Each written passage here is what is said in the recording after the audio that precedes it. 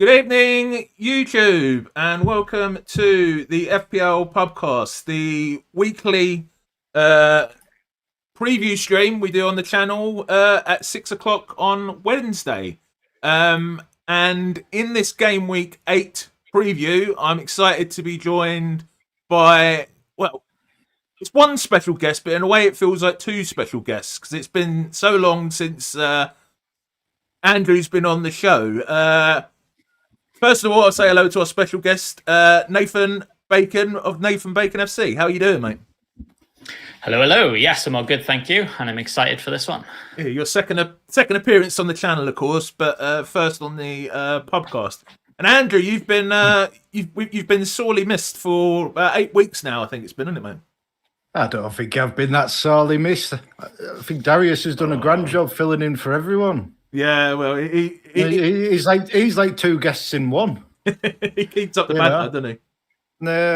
No, I'm excited to be back. Sorry, I need to wake up, so I feel like I had a nap before I came on. Everyone who watches knows about my naps. I often will start late because I fall asleep and don't wake up in time. But no, it's nice to be back. I'm excited. I just need to get the brain flowing and get the energy pumping. So I've got a nice coffee in my beautiful cat mug, which is something I'm a big fan of, and I'm quite excited to be back with Trig because what you get with Trig is a nice, calm, reasoned discussion about the topics of the day, and that's fun. And Nathan, I'm very excited to stream with Nathan. I've been a fan of Nathan for a long time, and yeah, it's good.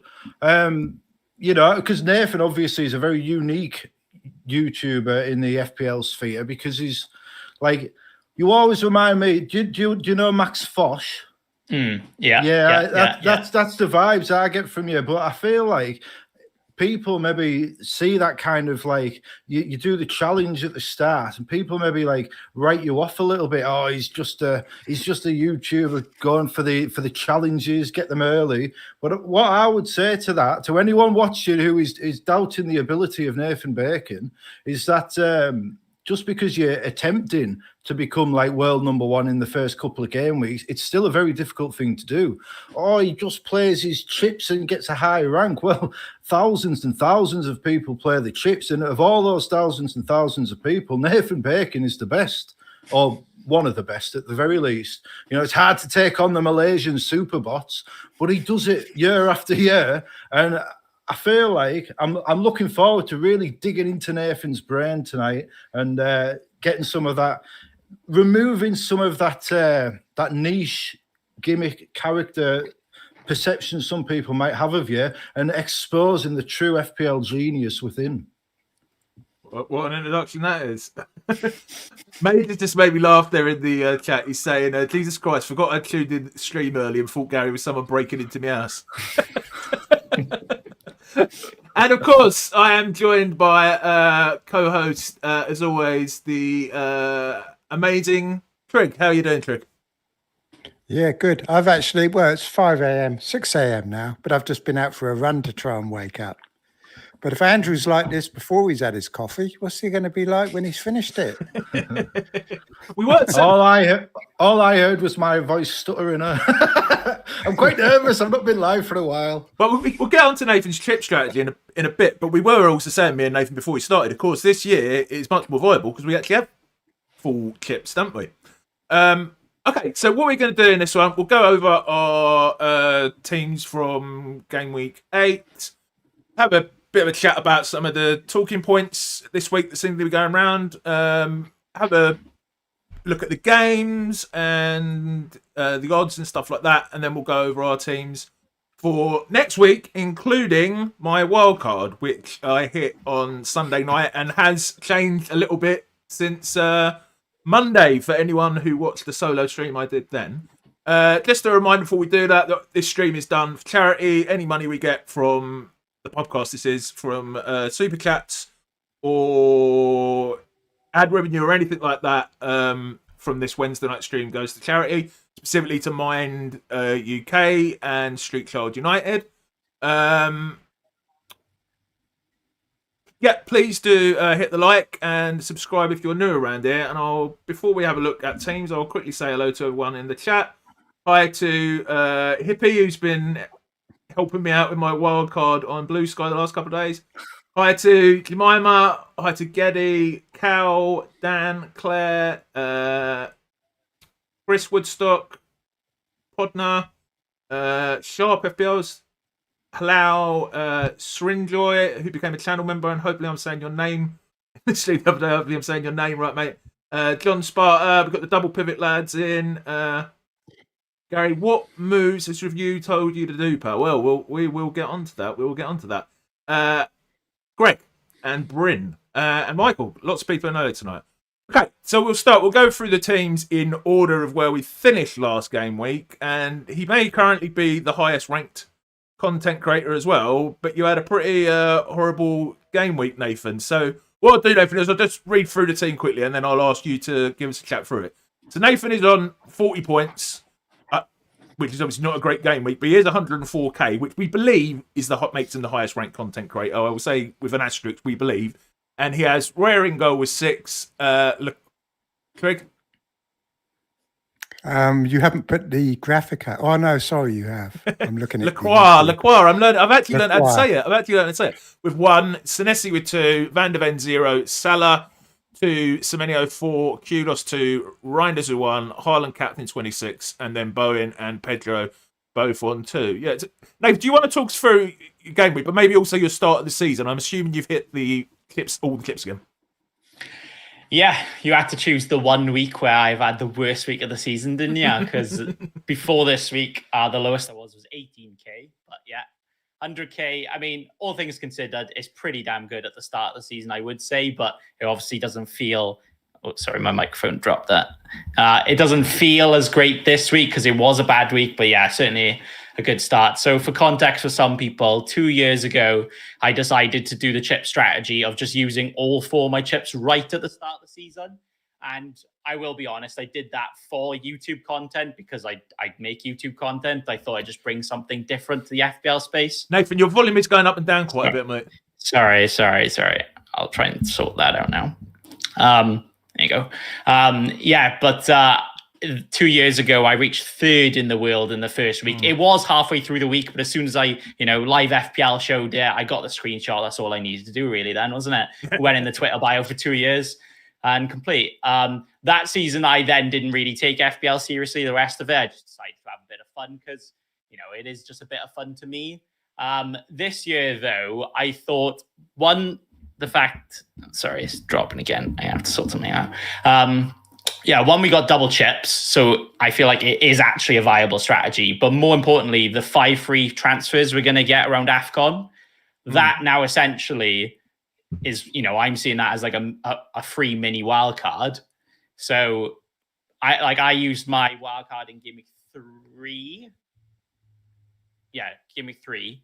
And then I'm going to essentially have a mini wildcard halfway through the season, GAMEWEEK 16 or 17 or whenever we get it. And then I can just use the chips when I get them again. But yeah, the start of the season, I did bench boost GAMEWEEK 1, reached 9,000th in the world. Free hit GAMEWEEK 2, stayed at 9,000, a little bit of a green arrow. Then the wildcard. And then the free, the triple captain pushed me up to 1k in the world. And then actually the next game week, my first week without chips, I actually stayed 1,000th in the world, which I think was probably more of an achievement than the chips doing well themselves. And then obviously, from there, it's kind of dropped down. But hopefully I can stay up in the high ranks moving forward. Yeah, your mic's still going up and down, mate, all the time. But, sorry. That's all right, mate. It's all right. Yeah, Andrew, what do you think of Nathan's approach?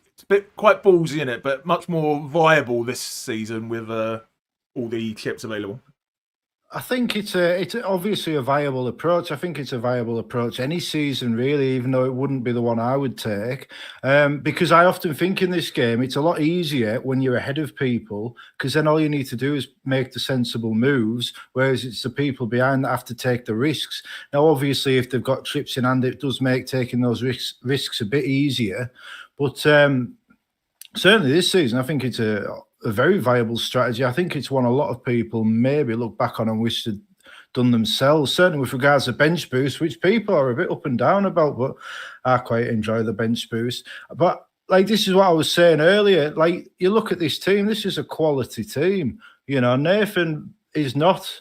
He's not a comedy character. This is serious FPL work. He's got a quality bench sale, though I would imagine he'd rather have either of the other two Sunderland defenders than Ronaldo. But apart from that, like that's the sort of team a lot of people want. I wonder how long Salah's going to stay in the team. But apart from that, Reinders as well. I've got Reinders and I can't.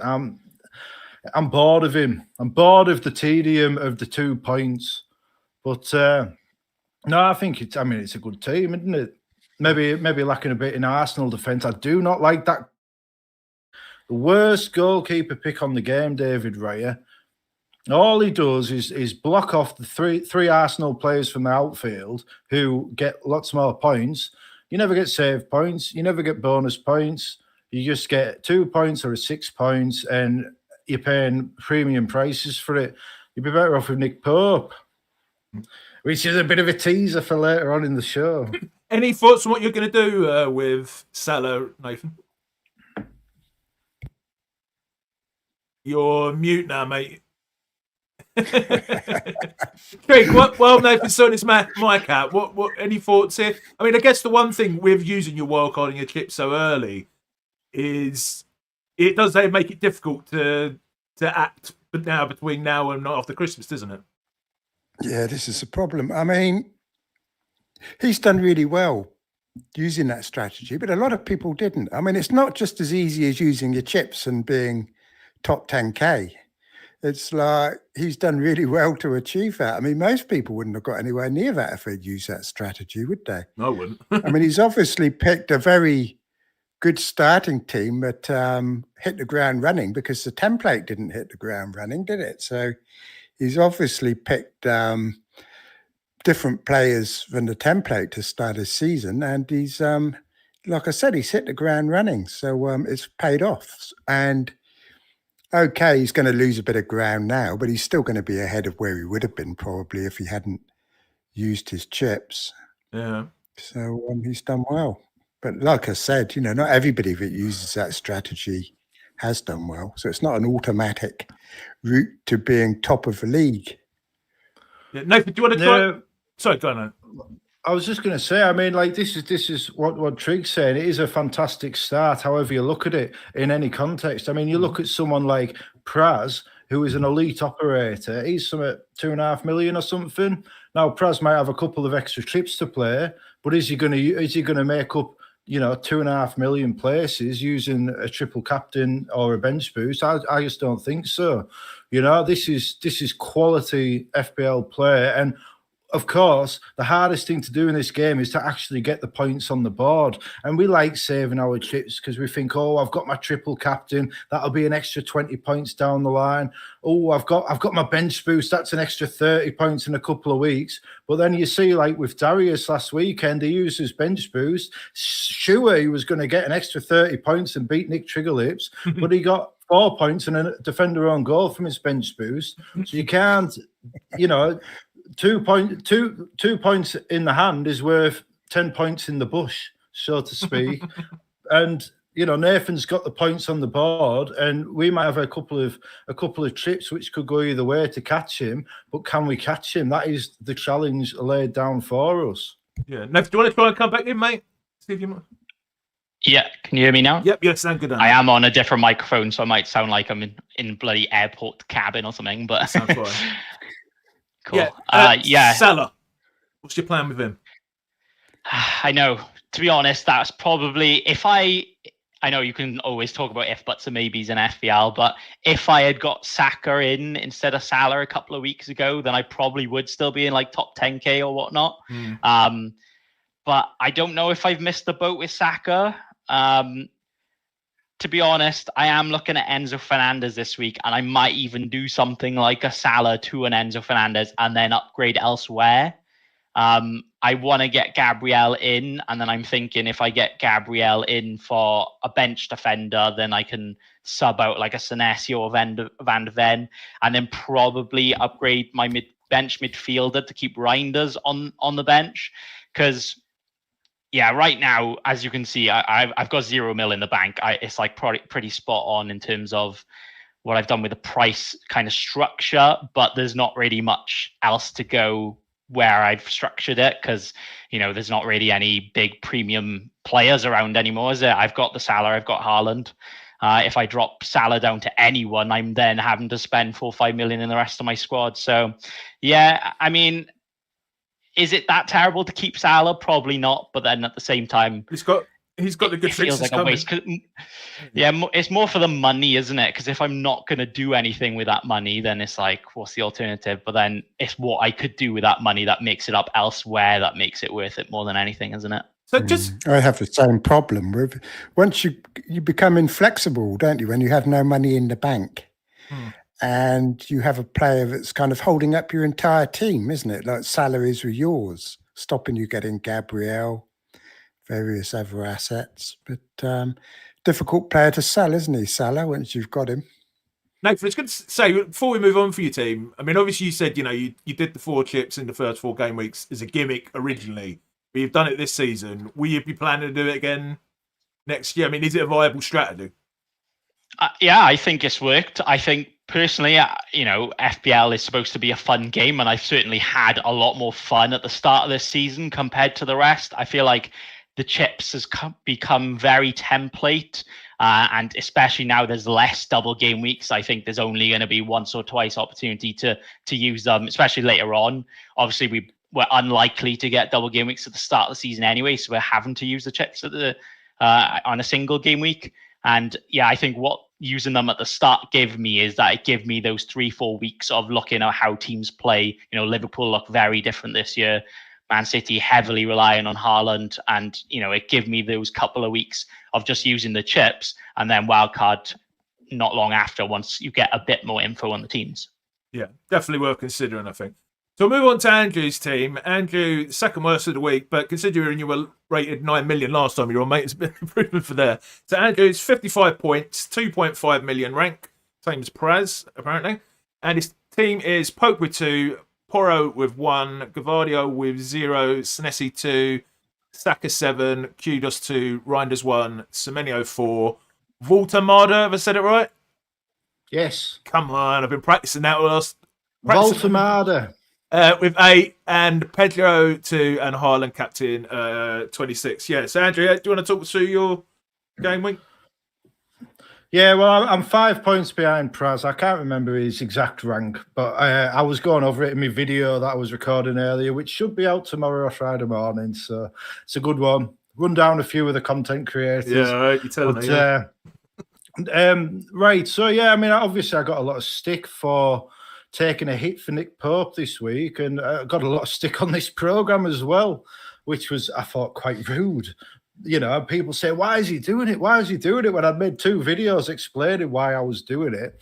The fact is, I think, like Nathan said earlier, I feel like game week 16 is almost like a wild card. You get them 5 transfers. You don't have to use them. I would like to roll some of them, but you get them 5 transfers, and that was probably the next time I would have to play to make a free transfer for a goalkeeper, game week 16. So whichever week I got Nick Pope in, and I want Nick Pope, which we'll get into a little bit later, but whichever week I would have to take a hit to get him, because there will always be an issue in my team. Like, I could have taken out Livramento for Gabriel this week, but then next week I couldn't do Pope because I would want rid of Reinders, or maybe Joao Pedro, or, there's always going to be another transfer.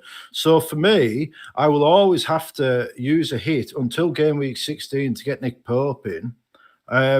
So I might as well do it earlier when there's an 8 game week span for him to outscore Vicario by 4 points, rather than 4, 5, maybe even 2 or 3 game weeks.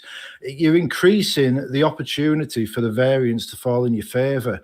But also, more to the point, like Nathan very astutely said, this game's meant to be about fun, and it is not fun for me when I'm watching Newcastle hoping that they concede, so I get a bit of a boost over my online rivals on the YouTube content scene. Do you know what I mean? It's like, why am I sat there hoping Nick Pope concedes and, basically wanting Newcastle to have a 1-0 deficit when I want them to win? It's not fun for me watching like that. It's not fun for me watching Newcastle being disappointed we haven't conceded. So to pay I lost 3 points, paying 3 virtual points to enjoy watching my team is more than worth it to me.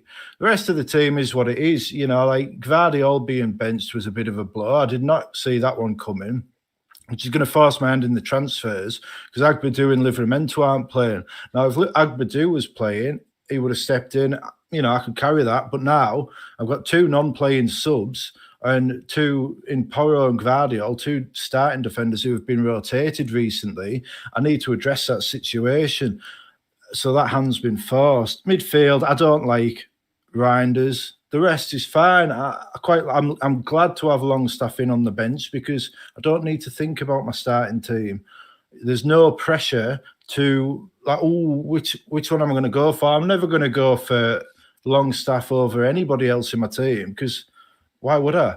I'm spending a lot more money on them in most cases. Although I might just for the bants go with Longstaff over Reinders this week, but who knows? And up front, Voltemada is the man. Like this is an elite footballer. Voltemada is this year's Cunha, and he's just skillful. He's fun to watch. He's scoring spectacular goals every week, and he's fun to have in the team. You could get 8 points from another player, but you're not going to enjoy getting those 8 points as much from that other player as you're going to get off a bloke doing some sort of back heel flick. Or, he scores. He's not just a great goal scorer. He's a scorer of great goals. And, yeah, I love it. Pedro, Pedro's a bit like Gyökeres. You can't sell them at this point. 2 or 3 weeks maybe. But you can't sell them at this point, so it's not something worth worrying about. So yeah. But like what I would say, I rambled on a bit here, taking all, maximising all my screen time. What I would say is that Nathan said, "Oh, I can't believe I've had to come on here when I've had a bad game week and I'm ranked 100k in the world. I had to go on the bloody black box, ranked 9.8 million in the world. You talk about pressure." So yeah. Nathan, anyway. Me and Trig gave our comments on taking a hit for a goalkeeper the other night. What's your thoughts on just generally taking a hit for a keeper? No comment. It can work out, but nah. There's it's another one. You're with us. Yeah, there's better. Even a transfer is questionable sometimes, isn't it, for keeper, but a hit. Oof. Sorry to do a Roberto here, but to be fair, I said to Gary, what are the chances he saves a penalty, gets up, launches the ball upfield, gets an assist, and and a clean sheet, and it looks genius. Well, what did he do last night? He didn't save a penalty, but he kept a clean sheet. He got an assist. He would have had 3 bonus points. So I knew it was like goals imminent, like Joe from Fantasy Football Scout who was on last week in a special edition. The goal's imminent. Well, for Pope, it was assist imminent. The problem is it came in bloody Europe. We get a few comments. Stephen saying, can we limit Andrew to 3 minutes per monologue? And who was saying, let the poet speak. All right, let's move on to Trig's team. Can I have some comments? Of course you can. Let me speak. Right, so no. Firstly, that hit. There's nothing against the hit. It's more those 2 players on his bench. He's taking a hit for a keeper when he's got Agbadou and Livramento. That's more of a issue there, and that actually came back to bite, didn't it? With Gabriel not starting. Yeah. It certainly would have been better if I'd have taken out Livramento instead of Harvey Barnes and brought in Mukiele instead. Harvey Barnes last night, Jesus, those goals, fantastic. And Pope got an assist. See, now if Pope had got the assist in the league, nobody would be questioning you for your hit. They'd be calling you a genius. So you're just a bit unlucky there that he got his... Go on, Nathan, tell me what I am. As I watched that game last night, and Voltamade last night. Andrew's right. He's just a joy to watch. He's such a character and got like a charisma about him. And those goals would not have happened without him. And it doesn't show up in the stats. You know, the stats merchants wouldn't see that. But the little flicks he did in that last night was superb. You know, and the stuff he does outside of scoring goals, they've got a real gem there, I think. I'm now looking at him and thinking, I want him in my team just because of the joy of having him. Like Andrew said, FPL's meant to be fun, and players like him, they're fun to own, aren't they? Yeah. So I was very impressed with him and Newcastle as a whole. Even Gordon was great last night. We got a talking point on Newcastle later, so we can expand on that a bit later. So I will say, Trig's rank is in wrong. He was going to update it, but I said to him not to bother because he'd had to log in and out again. So Trig is 1.19 million in the world. The reason that's down to decimal points is I may have finally overtaken him. Bit of banter, Trig, a bit of banter. 58 points, 1.19 million, and Trig's team is Sanchez 5, Virgil 3, Senesi 2, Lacroix, I can finally say it, with 1, Rodon with 1, Saka 7, Reinders 1, Bruno 8, Captain Haaland 26, and then Pedro and Gyökeres both on 2. How did it go, Trig? In the end, how did you feel?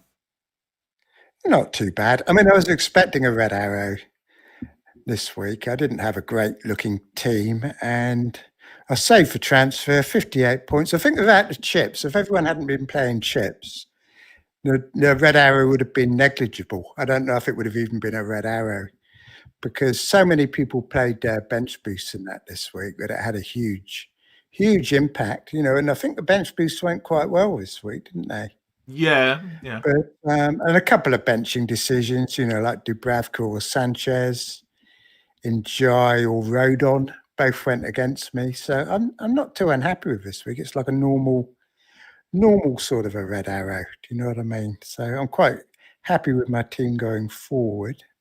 And I've now got 3 transfers saved up. So, yeah. Okay. But I can't really say. I mean, Reinders is the one I'm a bit concerned about in that starting 11. Pep's talking a lot about control the last few days, how he's got the control back. And I don't think Reinders is a control sort of player. So we'll see. If he doesn't start this week, I think it'll be a clear signal that it's time to sell, especially as he didn't start midweek. So that's a good thing about it. I think it's going to be easy for us to know when the time is right to move him on. But yeah, that's about it. So okay. And I'll come to you because we haven't got any questions on Liverpool. What do you think about the Virgil van Dijk pick? Because I know, and let's look at FBO, Andy's got him as well, and he's saying he's going to hang on to him. Would you be hanging on? Well, it's a tough one, isn't it? Because they have been abysmal defensively.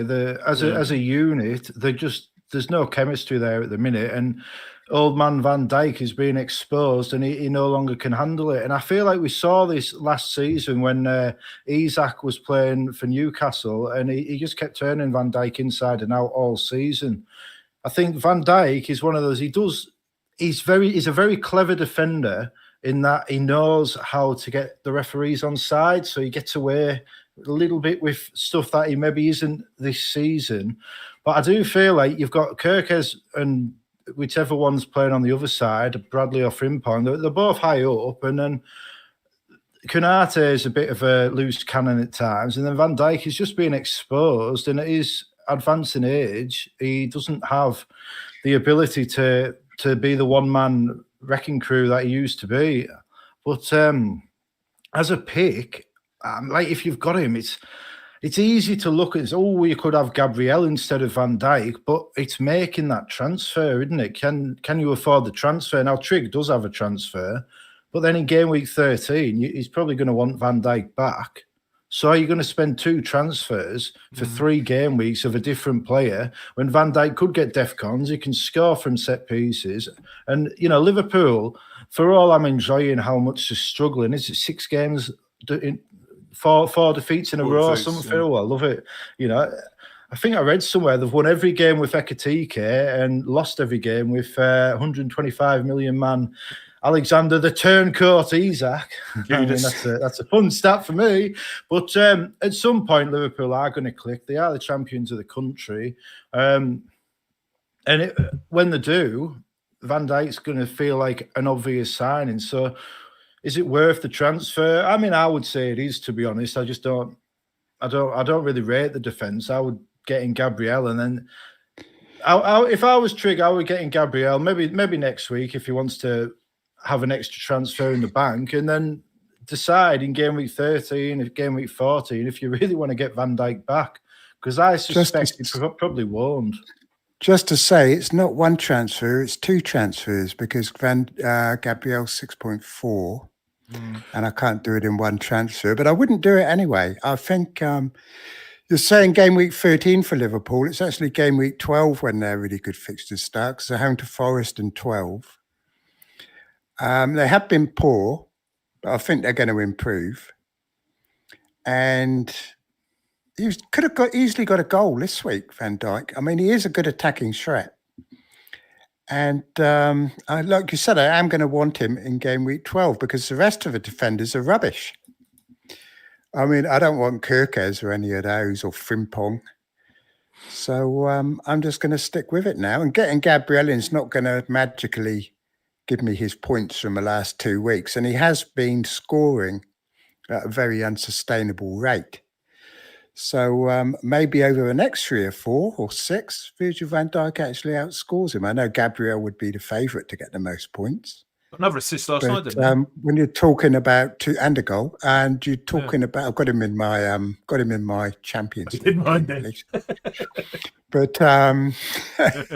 but yeah, no, I'm not too unhappy with Virgil van Dijk. I mean, he's getting DEFCONs as well, and I think Liverpool will improve. I think Salah will improve as well, for that matter. I mean, you know, Nathan's got him. I mean, it's not going to take much. It's not going to take much for it to suddenly click into pace. Arsenal concede a couple of goals and suddenly all the narrative changes. Yeah. That's what FPL's like, isn't it? So much recency bias. But, yeah. Okay, so top of the pile again this week, 2 weeks in a row, is me with 80 points, 1,120,000. So Dubravka with 9, Gabriel 12, Senesi 2, Esteve 8, Anderson 4, Fernandez 8, Reinders 1, Semenyo 4, Ndai 4, Haaland captain 26, Gyökeres 2.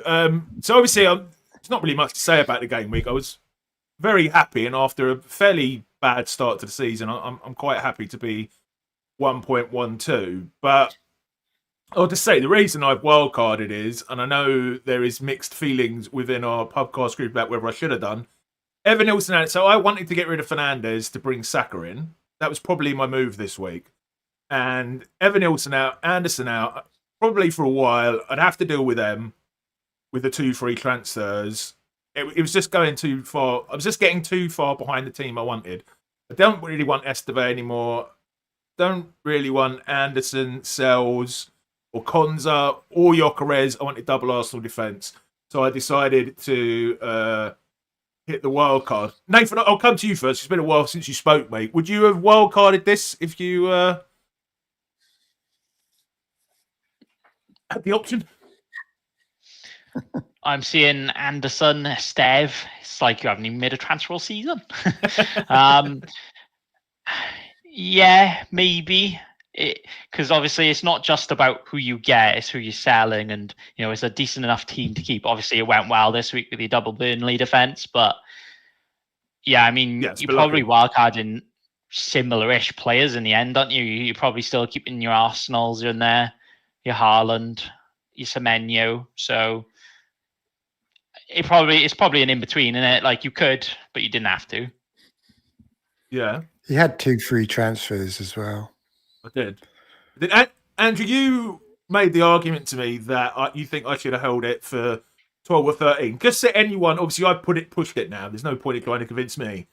But if someone is thinking pushing this week or next week, what would be the benefits to holding out to 12, 13? And would you suggest they do it? Well, you made the very fair point that perhaps Newcastle. Your argument was Newcastle's fixture run, because Newcastle was a big argument for me for going in game week 13, because you've got Everton, Tottenham, Burnley, Sunderland, and I know you aren't so keen on that fixture run, but Newcastle always beat Tottenham at home, so that's as green a green fixture as you can get. So you've got 3 glorious greens in a row there. Chelsea, who's game week 17, I would have free hit in that week anyway. So then, like, it's a nice run for me. But yeah, game week 12, 13, we'll say that period. We'll say, game week 12, 13, you've got Man United with a decent run, I think. 12, you've got Everton at home, West Ham in 14, Wolves in 15, and then it's a bit trickier. So maybe, you see, this is the thing. I came up with my strategy in pre-season, and now everything's changed as it does. Like, Trig pointed out game week 12 for Liverpool, and I had 13 in my head, and it's because game week 12 they've got Forest, and Forest are now terrible. Although, who knows what they'll be like with Sean Dyche. But even then, game week 12, you've got Bournemouth with a beautiful run, West Ham, Sunderland, Everton, Burnley within 6 game weeks. You have got Chelsea obviously on a great run already, but that continues. But yeah, it's the Liverpool and Man City fixtures from that run. They've got Liverpool, West Ham, Sunderland, Leeds and Wolves within 4 game weeks. And then I think they've got Sunderland game week 19 as well. And then Man City, Leeds, Sunderland, West Ham, and then I think they've got another promoted team in game week 19 as well.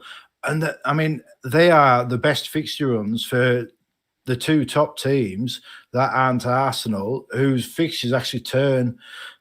Game week 12, they have Tottenham, Chelsea, Aston Villa. So that was my thinking. You get to cherry pick the best players from the best teams. Like, is it going to be Isak? Is it going to be Ekitike, Gakpo, Wirtz? We just don't know. But by game week 12 or 13, we should do.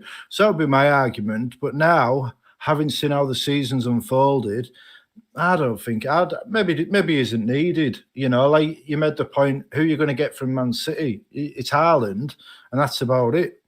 Yeah. Liverpool. Who do you really want? You don't really want anyone because they're conceding goals and their attackers malfunctioning. I think Szoboszlai is probably the best pick from them at the minute because at least he's getting DEFCON points every week. So, I did think 13 was the best time. I do think in general it's an advantage to go later because everybody else has gone earlier. So, like, psychologically, when you're certainly in a group environment like this, to know that you can wildcard later, you know what you need to do, really. If you're 1 million in the world or you're 5 million, you know how much further you can push it with the wildcard.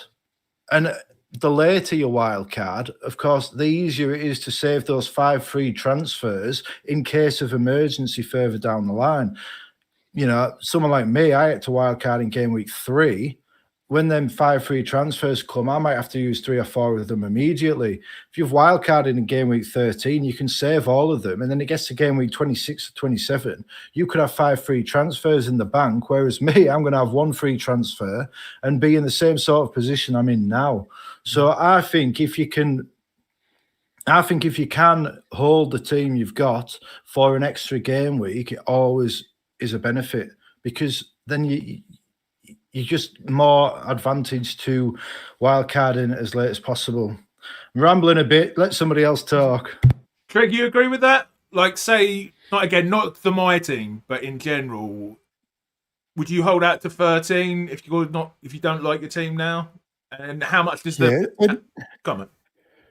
It looks like there's a big fixture swing. I think it's actually 12 rather than 13. Like Andrew was saying, that was the original conception that there was a big fixture swing in 13. Yeah, no one stuck to it, but it's actually more like game week 12. But that's partly why I'm saving up transfers now because I don't have a wild card. And game week 12, there's quite a few players that I want. And I agree with Andrew about these 5 transfers as well. And I'm using a completely different strategy. I'm not going to use any of my 5 free transfers, hopefully. I'm just going to keep using 1 a week. So I've always got 5 in the bank until we get all the way up to the double game weeks this season later on. Yeah, because everyone says we get the wild card in 90, but then we don't use it till Do we?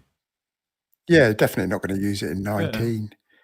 I think those 5 free transfers we're getting, people are spending them already before we've even got them. I'm just going to keep all mine.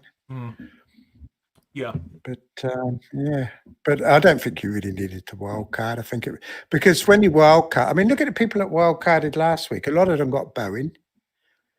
Already the narrative's completely changed, and now everyone hates Bowen. And this is what happens when you wildcard. You know, you don't like your team now, but you are changed to a team that looks fantastic. But in a couple of weeks' time, it'll look as equally as bad to you as your own team does at the moment. You know, I mean, you've got a lot of points this week. There's nothing wrong with your team. As you said, like I mean, you're taking out Gyökeres just when he's getting his confidence, coming off the back of 2 goals, and now you're taking him out before Burnley, Sunderland, and Palace. And exposing yourself to a lot of risk there. I mean, if he scores a couple against Palace, what are you going to do when he's got Burnley and Sunderland next? You're going to be thinking, oh, shit. One of the reasons I did it, Trig, is, and you said it yourself, one of the benefits is you're not going to have to hear me moaning on every Sunday night about whether I'm going to hit the wild card or not. At least it's done now. I've got... That is a relief, I must say. So you've done it because you've been bullied into it and you're fed up with the grief. They've bullied you for week after week when you've had this terrible squad for the game week ahead. And now you've got a great squad for the game week ahead. You've decided this is the week to wildcard. It's madness. Yeah. I'm playing Anderson. Really every week it was more wildcardable than this week. It was just really, like Andrew's saying, it's strange. And I've always told you not to wildcard. To be fair, it's Darius has always told me. He wants me to wildcard every single week, doesn't he? Let's move on to the talking points. A couple of comments. Yeah, I've actually not got Donnarumma anymore, Zyko. It's one of my changes. And how many changes I made? I think I've made 10, but we'll look at my wildcard shortly. So, okay, so I've got 5 talking points here. I'll ask each one your opinion. And then if anyone else has got an opinion, feel free to jump in. Nathan, I'll come to you with the first one. No, actually, Trig, I'll come to you because you've got him. And then you can come in, Nathan, if you want. Gyökeres. So obviously a lot of people have been saying maybe he's a sell over the last few weeks. Then he pops up and scores 2 against Benfica, was it last night? By the Mary sell. Atletico Madrid. Oh, right, sorry. Atletico. Oh, it was Newcastle playing Benfica, wasn't it? It's all right, Andrew. He doesn't watch football. Buy, sell, or keep for Gyökeres, Trig. What are you doing? Definitely a keep. I wouldn't say he was a buy because you're better off getting Saka probably or 2 Arsenal defenders. But if you've got him, you definitely don't sell him. Not before Palace, Burnley, and Sunderland. And 2 goals can have a big effect on a striker, especially someone new to a club who's kind of used to being a prolific goal scorer. That would have been playing on his mind. He got a goal. 3 minutes later, he got another goal. And suddenly his confidence is back. He's got a spring in his step. And, even his teammates are going to be impressed. They're going to be more likely to pass to him maybe or whatever. But he's going to have an extra spring in his step and things will start slotting into place. And when they've got the fixtures to back it up, I think it's very risky to sell him now. Or, a very terrible week to wildcard when you've got to make a horrible decision like that. Because if I was wildcarding, I probably wouldn't have him either, but I wouldn't be very happy about it. But, my own team, he's like clogging it all up because I've got no money in the bank because he's expensive. The 9 million, yeah. Yeah, there's no way I'm going to take him out before the right time, which is another reason I'm saving the transfers up because game week 12 is the right time to kick him out. But, he could be very, very good. He's made a slow start, but it happens, doesn't it? There's been plenty of examples of strikers that have made slow starts at clubs and then they've just exploded. So you never know. Could be a hat trick in him. Yeah. And then, people are getting rid of him to get Mateta. Could just as easily be Gyökeres who gets the next hat trick. But yeah. So next point I've written down, and again, lads, if you want to come in with anything then feel free to. Well, you're not asking Nathan about Gyökeres as well. Who and Nathan's come on here, giving up his time. He's had 2 words to speak. Do you have any thoughts on your Chris, Nathan? No, I don't now.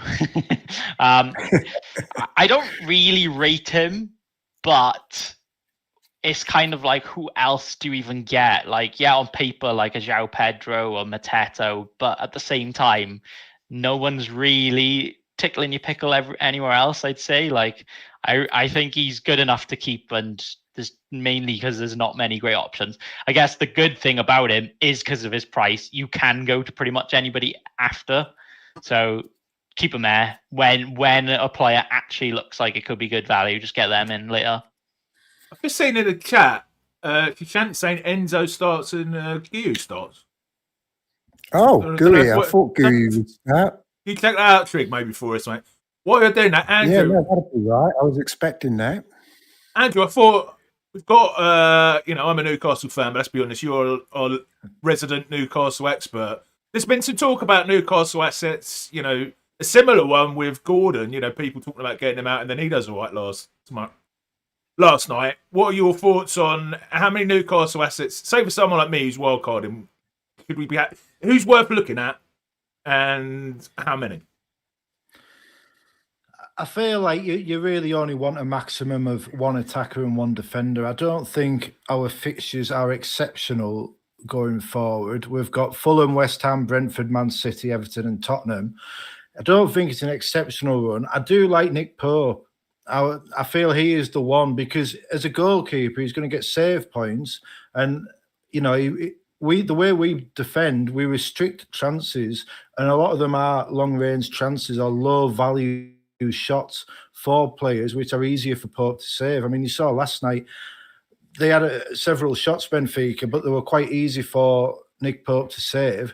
We are an elite defence, and even with injury, we have quality to come in. And I just think Pope is the one. He gets save points, bonus points, apparently added assists to his game last night. And he's 5 million, he's 5.1 million now, I think. He's a good value, certainly better value than your man Donnarumma, who is going to do less for more money. Same with Raya. He's going to do less for more money. If you're looking at a defender, I think Dan Burn is the one. I do. He's playing left back at the minute. There might be a question when Lewis Hall's back fit, but Lewis Hall has been he got injured in like March, and he was getting eased back in, and then he got injured again. And I just feel like we're going to wrap him in cotton wool for a few months first. Dan Burn's not going to lose his place. Who's Dan Burn? And you don't think mean who's Dan Burn? Don't you mean Big Dan Burn? Yes. Big Dan Burn. Big Dan Burn. And, I feel like Dan Burn is the first defender on that team sheet. He's Eddie Howe's leader at the back. And this is like, people say, Botman's got better passing and, maybe Charles got more pace. But Dan Burn's leadership, that's the reason Tuchel has him in the England squad at 30-odd years old, because of his leadership, which is maybe something you can't see on, your football manager spreadsheets or on the goal and assists, DEFCON statistics. But that leadership is why Dan Burn is the first name on the team sheet and has been for years. People say him being at left back. Now, what I actually think is interesting at left back is teams are going to target him, which will help him. People say always left backs who lose DEFCONs, but people are going to target him more at left back. So I would say he's probably equally as likely to get DEFCONs as he ever would be. So he would be, if you wanted a second Newcastle option, it would be Burn. But yeah, Pope defensively. Anyway, up front, I would go Voltemada. I've explained why earlier. He's just fun. He's this year's Cunha. Get him in your team. Anthony Gordon, I am still not sold on. It's one thing doing it in Europe on the bigger stage, but Gordon's never struggled on the bigger stage. His record against the top 6 is frankly ridiculously good until that red card against Liverpool earlier in the season. But I just don't trust him. He had a great game last night, but I don't like him as a pick at the minute. I don't know why. I think there's other options in the price bracket who are better. Trig, if you've got him, I wouldn't sell him. But Voltemada's better. Trig, have you got the Chelsea lineup and any thoughts on it, mate? Yeah, I was just going to mention that. So they've basically put out a reserve side. We've got Jorgensen in goal, so Sanchez is rested. We've got Fofana and Tosin starting in central defence. So Achapong and Chalobah are both rested. Hato's playing, who used to play for Ajax, and Fofana, who's back from injury. Lavia's playing in midfield, who hasn't been great, to be fair. So Cucurella's not in the team. Caicedo's playing as well, and Enzo. Esteval's in the team, which is great because I've got Esteval in my Champions League team. And Bonanotte, the former Leicester player, is playing with Gittins and Gui. So Bonanotte must be the number 10 behind Gui. So very interesting reserve side. Poor old Gui. I mean, what happens is he'll get a game, but it'll be in games like this where the entire reserve side plays. So he ends up not getting any service because the team's like not as good as the normal team. Yeah. So then he gets put back on the bench again. This always happens with these players. So they never really get a chance to impress because they're playing with all the other people that are kind of desperate to put their own game forward. But interesting team. And it shows really, I think, how Ajax have fallen in world standings because they used to be absolutely fantastic, didn't they? Yeah, they did. I remember when I was a kid, Ajax were one of the big European sides, and even in the 90s. You know, the fact, still... yeah. It's just money, isn't it? It's killed them. Like if Ajax were in the Premier League, they'd be fighting relegation. And I know that sounds ridiculous, but there would be. Most teams from most of the European leagues would be. Like I feel even the Italian big boys would be like struggling for mid-table. You stick Juventus in there, I think they'd be.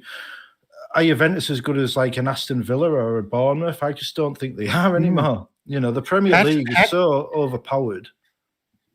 Yeah, Hato came from Ajax to Chelsea. He was like best central defender, and he's come to Chelsea, and he's now only playing against Ajax because he can't get in the first team, even when all the other Chelsea defenders are injured. So it just shows how far they've fallen, doesn't it? Yeah. Lads, let's get back to the FPL talk. So, Nathan, I'll come to you with this one, mate. Obviously, Crystal Palace, got a very good run of fixtures. Who would be? I mean, I'm on Wildcard. Oh, I don't even think I've got 3 Palace now. I think I've only got 2. But who do you think would be the best 3 Crystal Palace assets going forward? Yeah, I think they've been really good defensively this year, haven't they? But not so good recently. Mark Guehi just keeps on getting points, though, doesn't he? I think he's only had 1 actual assist, but 3 FPL assists. So he's got, a goal and 3 assists is more than most forwards at this point. That's kind of crazy returns for a defender in 8 game weeks. He's obviously top in the charts in defense.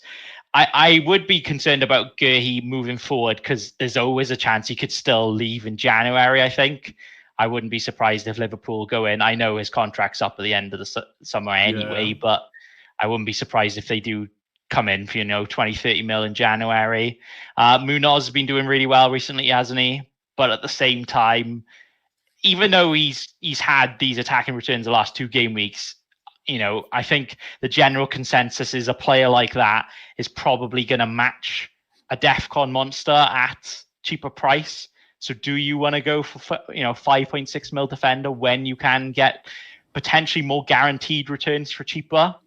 But at the same time, if you want to target the Palace fixtures, then he's certainly a good option, isn't he? I do like Mateta, and obviously he somehow scored the worst hat trick I think I've ever seen in my life. He missed like the most big chances in a game, despite still scoring a hat trick. But yeah, I'm not too sure on him. I do like Sarr.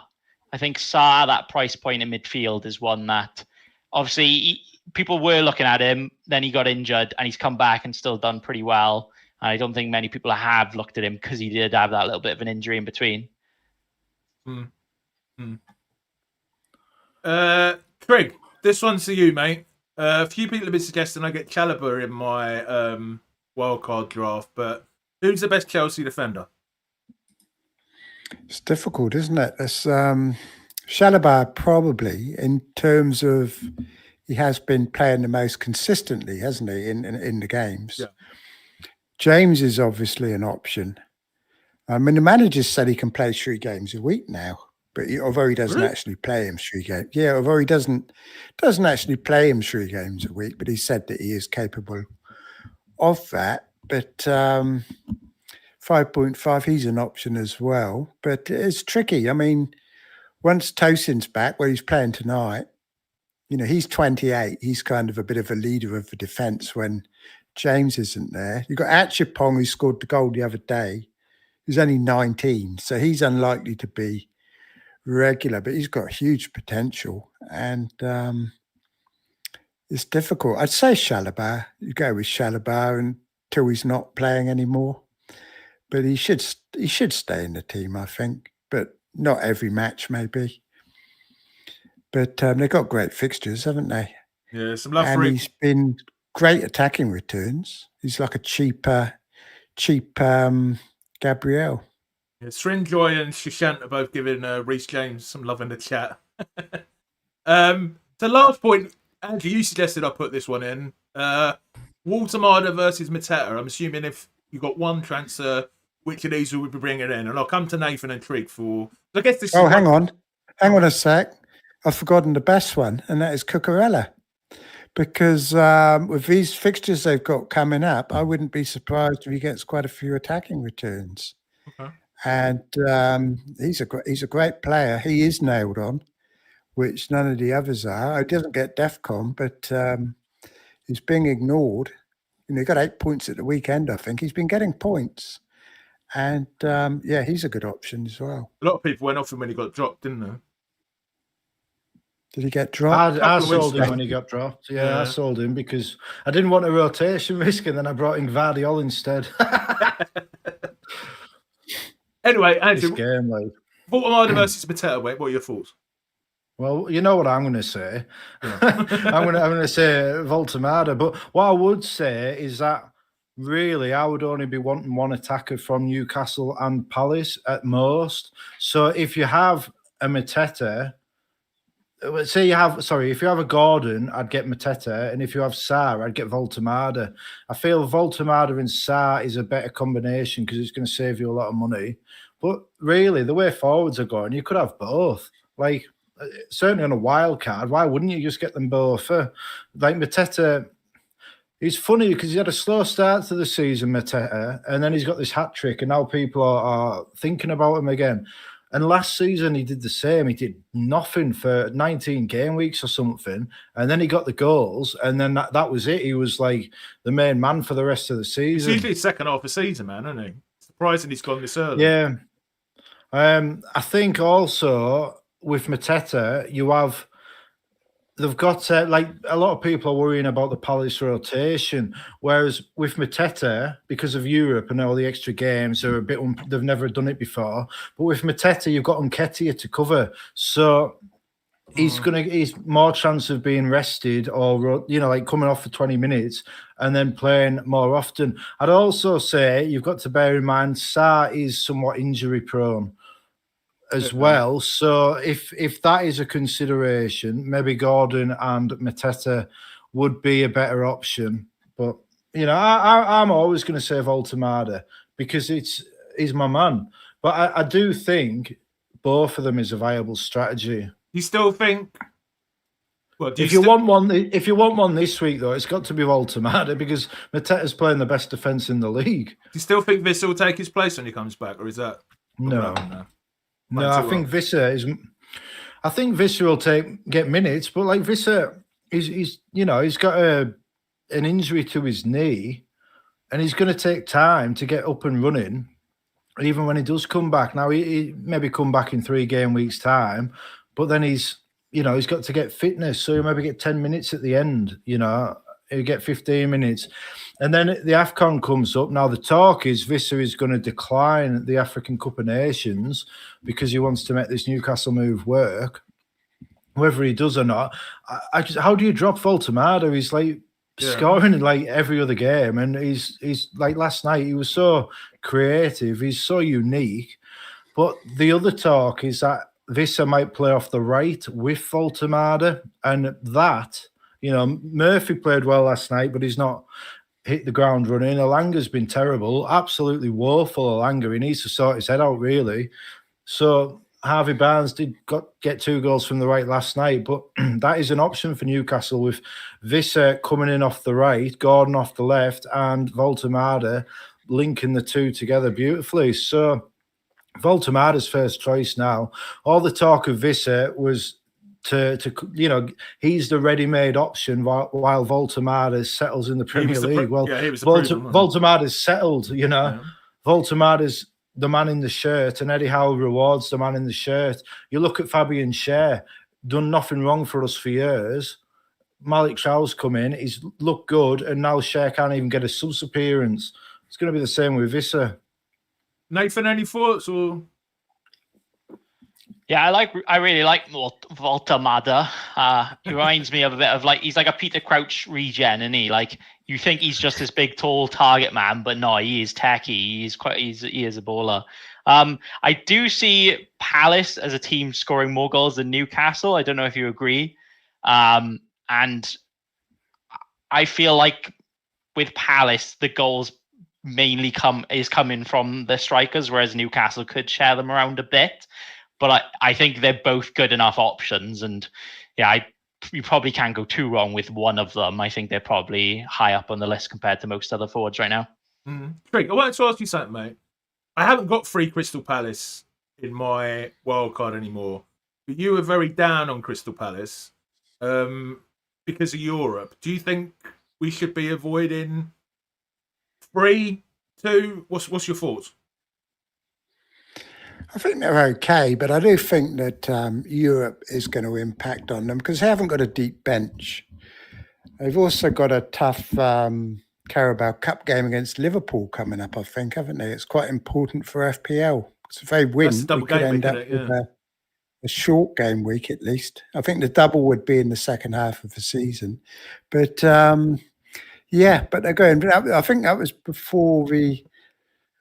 I mean, they look so good against Bournemouth that I think you've probably got to just go with it. I don't think 3's probably too many, really. Or maybe it is. Maybe you want Sarr or Mateta. Yeah. But I don't think the defenders, there's no problem with them. They're all looking pretty good, aren't they? Yeah. Just a question of which one you choose. Can we go on to the predictions? So I apologise for this looking a bit pixelated. I probably should have... Predictions.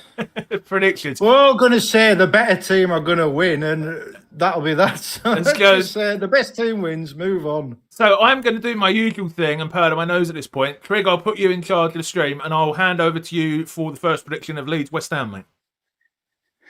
Right, Leeds West Ham. You'd think Leeds would win. However, I suspect we will see a bounce from West Ham. We had this earlier in the season, didn't we? West Ham had a really terrible game. I can't remember when it was. But then the following game, they were a lot better. So I can't see them being quite as bad again. It's amazing how quiet it goes when Gary disappears, isn't it? The hum from his computer. It really gets inside your head. You don't notice it until he leaves. But I'm expecting Bowen to actually come good this week. And I'm playing Rodon, so there's no chance of a Leeds clean sheet. And I should have let you guys take that one because the next one's Chelsea. And I've got to talk about that one as well. And but Chelsea should be a comfortable win. They've rested everybody. Enzo Fernandez is playing tonight. Whether that means he starts at the weekend as well or not, we don't know. Probably will, I suspect. But it looks like a very good fixture for them. Sunderland are great, but not away from home. There's a big difference between Sunderland at home and Sunderland away. And with João Pedro suspended tonight, I'm thinking this is his game week where he shows us what he can do. Because in the first 4 game weeks, it was amazing because everyone's talking about Semenyo now as a must-own. We forget that after 3 or 4 weeks of the season, everyone was saying that João Pedro was a must-own and that people without him were idiots. And it just shows how quickly things can change in FPL because since everyone bought him, he's done absolutely nothing. But he's still a good player and variance is at play. And there's no reason why João Pedro can't get a couple of goals this weekend. But we shall see. If he blanks, then serious questions will have to be asked, and the big Voltamada could well be coming in. The next one's got to be for you, Andrew.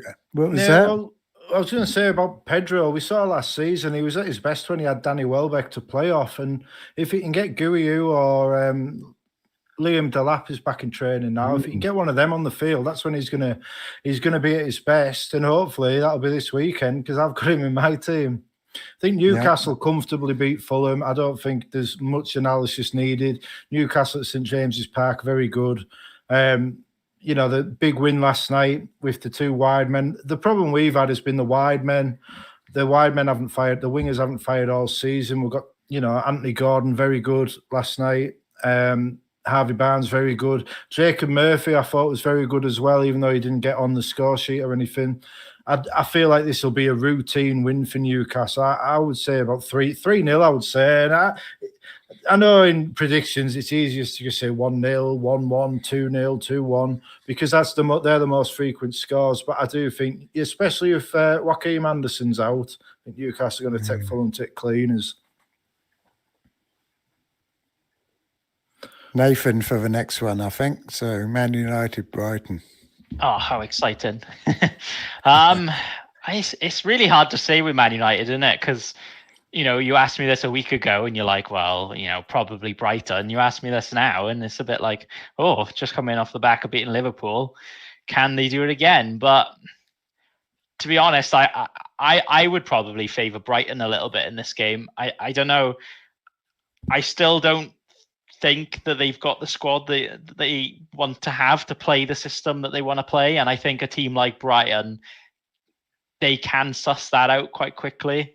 And I think it'll probably be quite a tight game. I don't see many goals, but I wouldn't be surprised if Brighton got a result, to be honest. Don't know what you guys think. Well, what I would say about Brighton is last week they scored against us with two like just basic killer through balls through the middle of the pitch, and that's where Man United are at the weakest, with Fernandes and whichever defensive midfielder plays alongside him. That's where they concede the chances, and that's where Brighton scored the chances last week. So I feel like it's a game that could be set up for a counter-attack win for Brighton, but Man United have got that big victory last weekend, and that could be the fillip they needed. Shall I come back in? All right, Brentford, Liverpool. I'll do this one. This is going to be Liverpool are going to make a comeback here, I reckon. This is going to be 3-0 Liverpool. 3-0 Liverpool. Isaac's going to come good, and so is Wirtz, because none of us have got them anymore. 3 Wirtz assists and an Isaac hat-trick. So, Trig, Arsenal versus Crystal Palace. This is quite a big one, isn't it, from an FPL perspective? A lot of ownership here. What do you think of this one, mate? Well, I'm hoping Palace score. I mean, I think Arsenal clean sheet about 47% or something, isn't it? But yeah. Palace must be in Europe this week as well. Like Arsenal played their game yesterday. Palace don't play till tomorrow, which is going to make a 44% bit of a difference. Yeah, we know that's 100%. Well, when I don't own Gabriel, I know it's 100% of a clean sheet for Arsenal. So I said to Joe the other day, wasn't it? And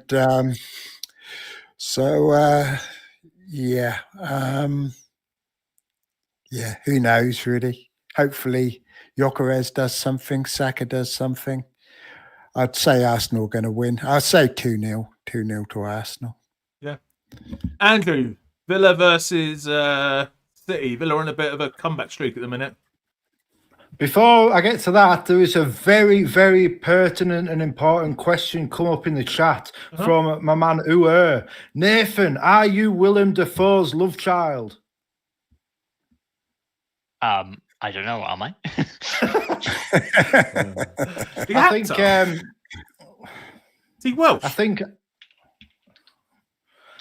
I think I think Uwe was referring to the resemblance, saying that Nathan Bacon is a very handsome man right. with his movie star good looks. That's true. I think Man City beat Aston Villa. I think what more needs said. Aston Villa are well off where they were last season. They've had a decent run recently, but they're not a good team. They're a decent team, I suppose. But Man City are a better team. Erling Haaland, like I saw somebody say, oh, Haaland's only scored once against Villa. We'll see how many he scored against them after the weekend, because Villa are... Like, I would not like to be against Haaland just yet.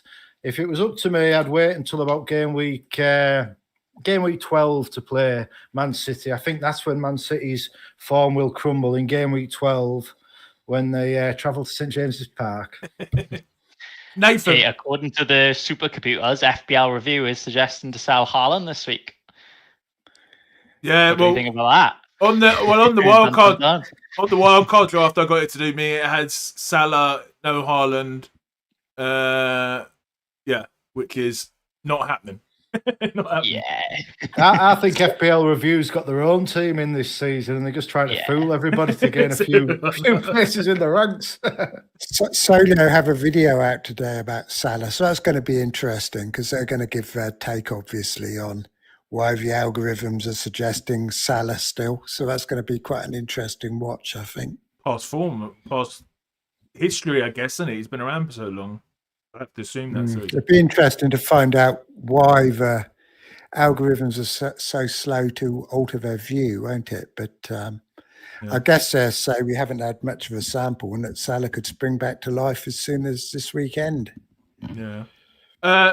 Nathan, Bournemouth versus Forest, mate. This is going to be one-way traffic, isn't it? You'd say you think so, but big boy Sean Dyche at the wheel now. After woke nonsense, he's back in the league. And, you know, he does have this thing of when he comes in, he does, you know, proper sort out a defense. He can get results from the start. So you would probably still back Bournemouth, right? But I don't think they're going to be putting like 3-4 past them. I wouldn't be surprised. Just a 1-0, maybe even a 1-1. But I think Semenyu's good for this. And it'd be quite interesting to see how Forest are going to be now, because obviously under Nuno, you know, defense first. Under Ange, completely the opposite, but now back to the players that actually suits them. And I wouldn't be surprised if at some point this season we are looking at some of their defenders again, but obviously not quite yet. We'll have to see how it goes. Yeah. Trig, Wolves, Burnley, not really much FPL interest, I guess, unless someone's deciding to play Dubravka, but... I'll go with Wolves on this one. This is a game when Arias gets a goal. Finally, you're a pre-season boy. But yeah, Burnley away from home. A bit like Sunderland in that regard. So, although they won 2-0 last week, I think Leeds had by far the highest XG, didn't they, last week? So, I think you got lucky with your double Burnley last week. But I think Wolves win this one. If they don't, then they're in serious trouble, aren't they? Yeah. Thank God there's no Monday night game. I've just noticed that. It really annoys me when I make my members only video on a Sunday night and the game week's not finished. Andrew, Everton versus Spurs. Wrap us up, mate, for the predictions.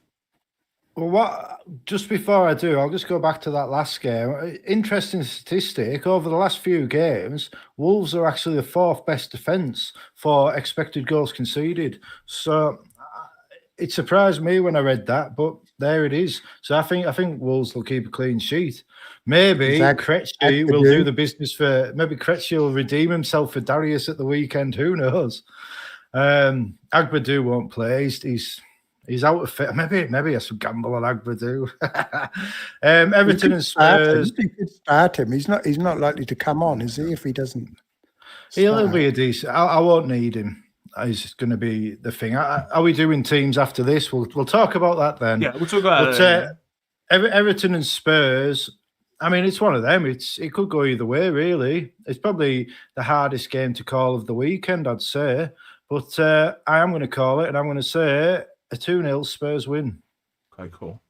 All right, we'll do it. We'll try and get through this bit quick, because we've been going for an hour and 50 minutes. We're not even to our teams yet. And I've got 2 wildcards to look at. So just showing anyone watching, this is the predicted odds for game weeks in terms of projected goals in Crystal Palace. I'll just read out the top 4 for each. Top projected goals in this order are Chelsea, Liverpool, Arsenal, Newcastle. Top predicted clean sheets are Arsenal, Chelsea, Wolves, and Newcastle. So Nathan and Andrew, you've not been on since I started doing this. I get everyone to call out 3 players you'd have in a free hit this week, and you can't have a player of the person who has gone before. So Nathan, you're our guest. I'll let you start, mate. I'm gonna go Mo Salah. I'm gonna back him. Oh, okay. You could go for your free, mate. Go for your free. Go through my three. Okay, Mo Salah triple captain is three. No, Mo Salah. I'm gonna go Walter Marder just to take it off Andrew. And I'm gonna go for let's spice it up a bit. Let's go for I'm gonna go for Isak. Oh, okay. Andrew. Sorry, what are the rules of the game? Choose 3 players for a free hit, but you can't choose one that Nathan shows. Anyone that Nathan shows. Trig loves this section. I wish you'd told me about this earlier, because now I'm unprepared and now I look unprofessional and this just won't fly. What I would say is, when you said I've not been on since you've started doing this, maybe I've not been on because you've started doing this. Maybe, like Fantasy Football Scout Joe, I am sick of people bringing up the Solio numbers on their streams. Maybe it was a protest. Right, you want some differentials? Well, we will go with, from Newcastle, I will say Bruno Guimaraes, because I think he's actually getting in a lot of dangerous positions at the minute. I will say Cucurella for Trig, and I will say Krejci. Bugger it. I'll say Krejci for Darius because of Wolves' defensive. I mean, you look at the Solio numbers seem to have adapted to Wolves very quickly with their expected goals conceded. So I will say Krejci because he has got that attacking threat as well. Trig, give us 3. I'll go for Garnacho, just to be different. He's not playing tonight, is he? I don't think he's playing tonight. Nope. And I'll go with the 2 pricks that I don't own that keep scoring points, and that's Semenyo and Gabriel. Right, so they're sure to come back and haunt me again. I do give myself the short straw here, right? So I'm going to go Gyökeres because don't own him anymore. I'm going to go for all the players that I haven't got from Wildcard. Actually, the rest of the players are sold to rubbish.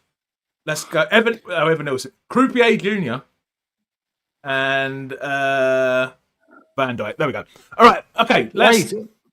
Before we move on, can I just say, in this obviously vital section for the show, what were the results of last week? How did last week's free hit predictions turn out, or the week before? I don't know. None of us ever remember. Nobody remembers. Right. It's just filler content. That's all it is. You're trying about time, and then you hit us with this filler content. It's like McDonald's. I'm already hungry. Maybe it's not been on 8 weeks, ladies and gentlemen, for other reasons. Right. So I'm gonna do a little bit of a thing here. So this is Darius. I apologise that it's a script. We think he's taking the show a photo of his monitor. He said he was going to put a wildcard draft together for me, right? So I'm going to quickly go through it, ask the lads their opinion. Then we're going to have a look at my actual wildcard, and I'm going to ask you guys in the chat which one is better, okay? So here we've got Pope in goal, Byrne, Chalobah, Munoz, and Gabriel. So this is a back 5, I think. I think the general aim is you'd be playing a back 5 every week. Then Semenyo, Fernandes, and Sarr in midfield. Mateta, Haaland, and Pedro up front. With Dubravka, Timber, Garner, and Xhaka on the bench. Andrew, what do you think of this? I mean, you're the 5 at the back, man, or the DEFCON daddies. As I will, as you termed it, what do you reckon to this wildcard draft? Well, it's how honest am I, really, because Darius isn't here to defend himself. But considering this is a wild card for you and your main motivation for wild carding was to get Saka in, I feel like this is a complete waste of time because you haven't even got Saka in the squad. No. Also, you haven't got any Arsenal attacker in the squad, and they've got the two best fixtures in the next 3 game weeks. So I would take Darius's. I mean, where's Darius ranked at the minute? 6 million in the world, something. Something like that. I just think with Darius, he he gets swept away by last week every time. Like last week, he was going on about Bowen being the most unmissable, can't miss, must-have player that everybody should have.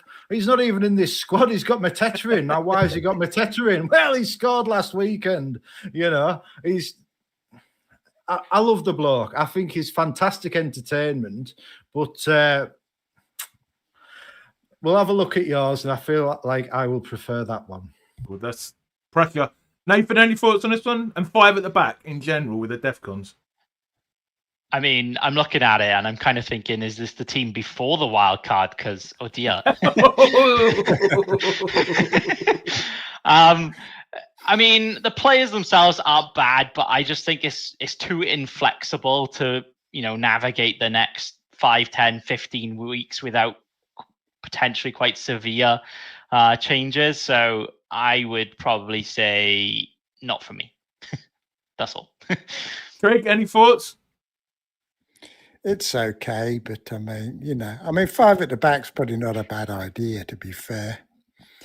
But yeah, no, it's okay. Okay. Not really any thoughts. I mean, I wouldn't pick it, but if it was chess trigger, you'd checkmate this in 3 moves.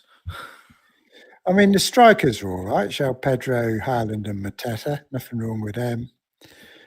Semenyo, Fernandez, Sarr are decent, and so are the defenders. So, I mean, it's pretty template for Darius, actually. It's very template team, isn't it? But I think he was doing it with the idea that I would be template.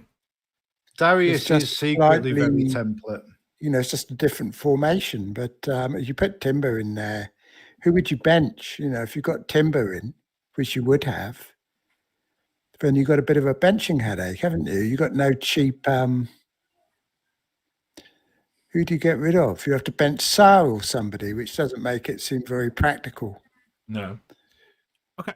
Shall we get on to my actual wildcard? Let's get on to a serious FPL draft. I think the crowd are looking forward to it. And this is the first time. Where's the serious draft, Gary? The first time the lads have seen the updated draft, right? So let me read through it. There have been a few changes since Monday night. And for the person who asked earlier, this is my thoughts on Mentor. He's in my wildcard. So Petrovic in goal, Gabriel, Senesi, Timber, and Rodon currently is my back 4. I'm not going to be playing. Got his name right. Every week you call him Salomon Rondon. I'm not actually playing the back 4. This is a 4-3-4-3, but this is this week because of Crystal Palace's fixture. Fernandez, Semenyo, Minter, Enzo, who will now definitely be in as he's fit, and Saka in midfield, Haaland up front. And on the bench, I've got Dubravka, Mateta, Richards. Fraser is only in because Gui is due to drop either tonight or tomorrow. So he's just a placeholder, basically. Trig, you are my co-host. I've got to give you the first shot at... are you going to rip it apart? And I'll just say I'm doing a quick poll. Whose draft is better? Mine or Diggins? Trig, over to you, mate. Defense looks fine. Keepers look okay, I guess. I'm just disappointed you're keeping Fernandez after going on and on for weeks about how you were going to get rid of him. And the only reason you didn't sell him last week because review said he was good. And now you've snuck him back in again. You convinced me. You convinced me to by your text. Yeah, I think he's the best midfielder in the game, but it's just the fact that you keep saying you're wildcarding to get rid of him. No, I was wildcarding to get Saka, and the only way I could get Saka was to get rid of Fernandez. It wasn't to get rid of Fernandez, it was to get Saka. Okay, but it's starting to look more review-like by the minute, and I think by Friday or Saturday, it will just be a review wildcard. Minter's a review pick. You think I'm going to have salary? Enzo Fernandez is a review pick as well, so you haven't picked any... I mean, that's a good spot to gamble on, that 5th midfielder or 4th midfielder. And you've just kind of picked the 2 review picks. Indeed, I have. But I don't know about Minter, to be fair, because I don't watch much Brighton. They've got good fixtures. He hasn't been doing much. Yeah, they have got decent fixtures. Enzo Fernandez, I'm not a fan of. Really? I'm Why? not a fan of him. Well, for one reason, Delap's just about back. which is going to put João Pedro in the 10, which is going to be more of the goal shared between those two, and it isn't going to be good for Enzo Fernandez. And I'm not a fan of him generally, to be honest. I think he's overperformed at the start of the season in terms of his goals. And I don't think he'll keep it up. I mean, he's okay. I mean, they've got good fixtures, haven't they? So I can see. And the other thing is, of course, is fluid on the knee. He's starting tonight, but Maresca said yesterday that he's going to have to be managed. Sure. So, and Maresca is doing a lot of rotation at the moment. You know, they've got the likes of Santos there that can come in. And, with Delat back, it's going to change things again at Chelsea. I mean, I don't think he's going to start for another month. So Enzo's probably okay, to be fair. Is Enzo the type that's likely to come off the bench if he's not started? Is he likely to come on? Tough question. Possibly. Depends how the game's going, I guess. Yeah. But I don't think he's a bad pick, you know. I'm just trying to be controversial. I'd definitely have Enjoy. I think he's a cracking player. I mean, he's on penalties. He looked fantastic against Man City. And, you know, Man City was a tough fixture. He could have easily had a goal in that game. He's ticking along nicely. Not having him, I think, is a mistake. Okay. So I'd even put the kudos above Enzo. Wow. And I haven't really thought about any other players because I'm not in the market for them. But, not having him, I think, could be a bit of a mistake. Everton have got decent fixtures. And I can afford him. And Enzo's probably not. Enzo could be on penalties, but I don't think he is. Okay. Well, I will take that on board, Trig, you being a Chelsea fan. Nathan, do you prefer this one over Darius's? Yeah, it's not much of a competition really, though, is it? I would probably say the only thing this is missing is probably like some sort of Chelsea defender, maybe. And I'm not the biggest Bruno lover, so maybe even something like a Bruno to an Ndai, and then you could get in a Cucurella either for your bench, Richards, or for Rodon. I think that would be pretty well rounded there. Nice one. Andrew, are you going to take the place of Lynn and the unit and mercilessly tear apart my wildcard? I'm the most supportive analyst in the FPL YouTube community. You are indeed, my friend. All I want is for people to do well. It just hurts me when they make bad decisions. I'm not saying you've made bad decisions. I think Minte is a talented player. I think Enzo's a talented player. I think they'll have the game weeks where they look like must-have signings, and then they'll have ones where they don't. But what I would say is Enzo, Minte, Richards out, Undai, Munoz, and Josh King in, and play 4-4-2. Okay.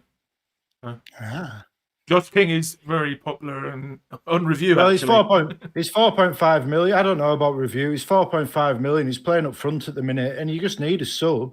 You're never going to be. I just think Senesi, Gabriel, Timber, and Munoz is an exciting defense with a lot of points in them. I think Semenyo, Saka, Fernandez, and Undai. You've got lots of penalties. You've got lots of attacking threat. The good players. You've got lots of DEFCONs, strangely enough, as well. I think all four of those players have got DEFCON points. And then Haaland and Mateta up front is grand. I would say Voltemada. And to be honest with you, if Voltemada instead of Mateta gets you a better goalkeeper, I would certainly look at that. I feel like goalkeeper is your weak spot there. But why not gamble on Mamadashvili from Liverpool? Because Alisson's going to be out for a while. He's only 4.3 million. Might as well. You get a few free transfers in game week 16 and can sort it out. Worst case scenario, Dubravka plays a couple of games for you.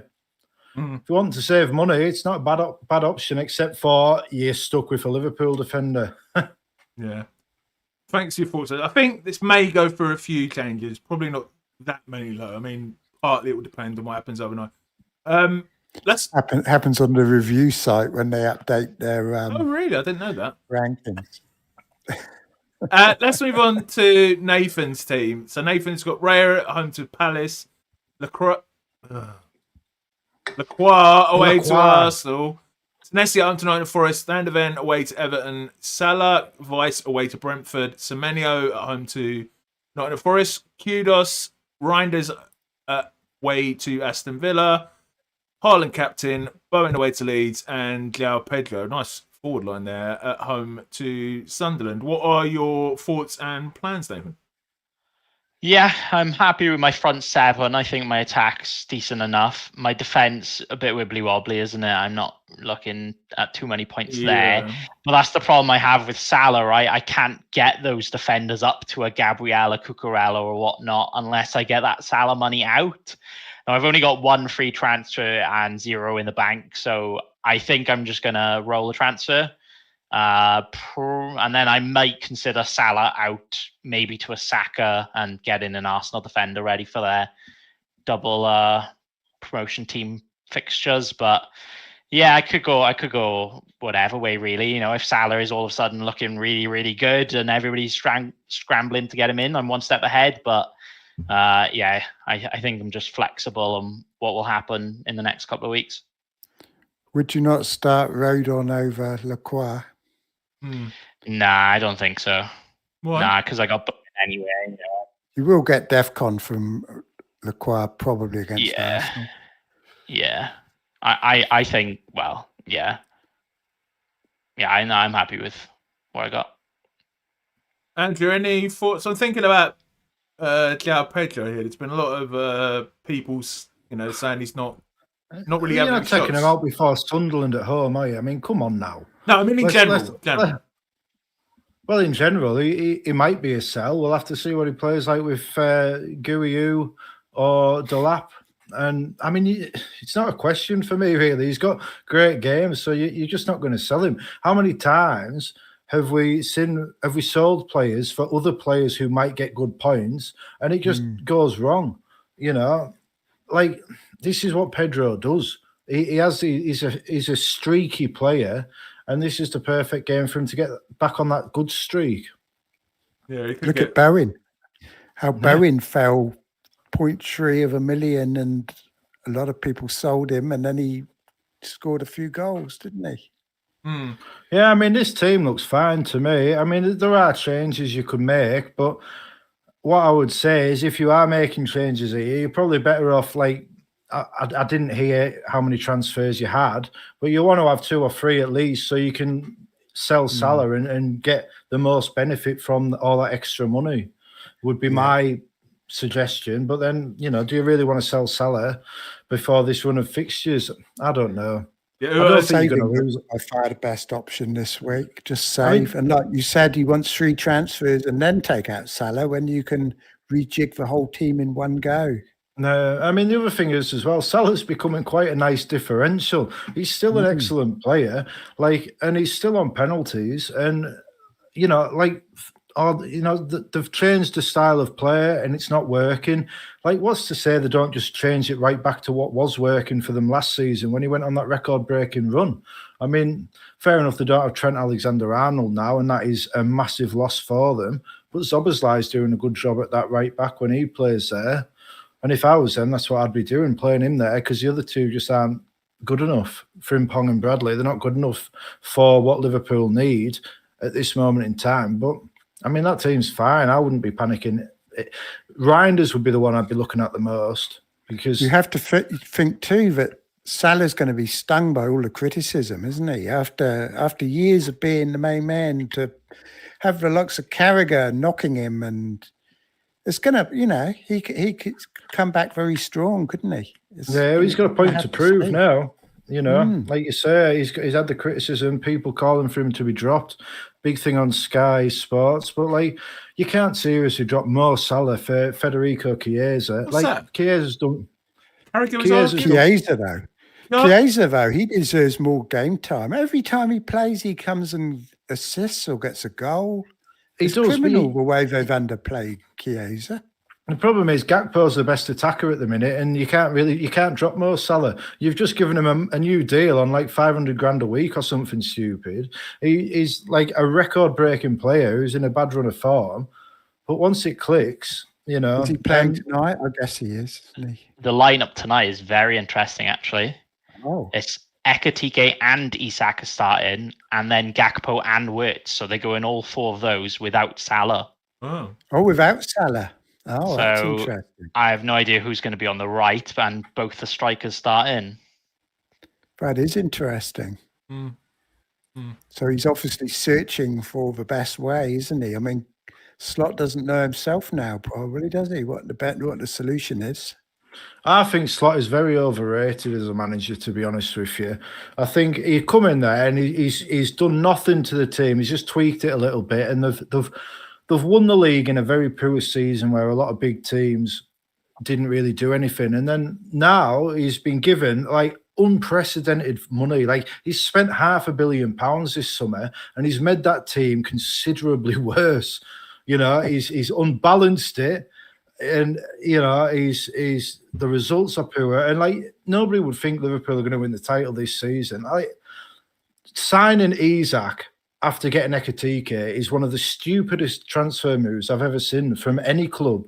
You've just spent £90 million on a striker. He is banging form, and then you're bringing a £125 million striker to replace him. It just makes no sense at all. Just what they should have done is what Newcastle did. You get your big prospect in like Ekatike, like they got, and we got Voltemada. Then you get in an experienced head to ease the transition, like we got Wissa.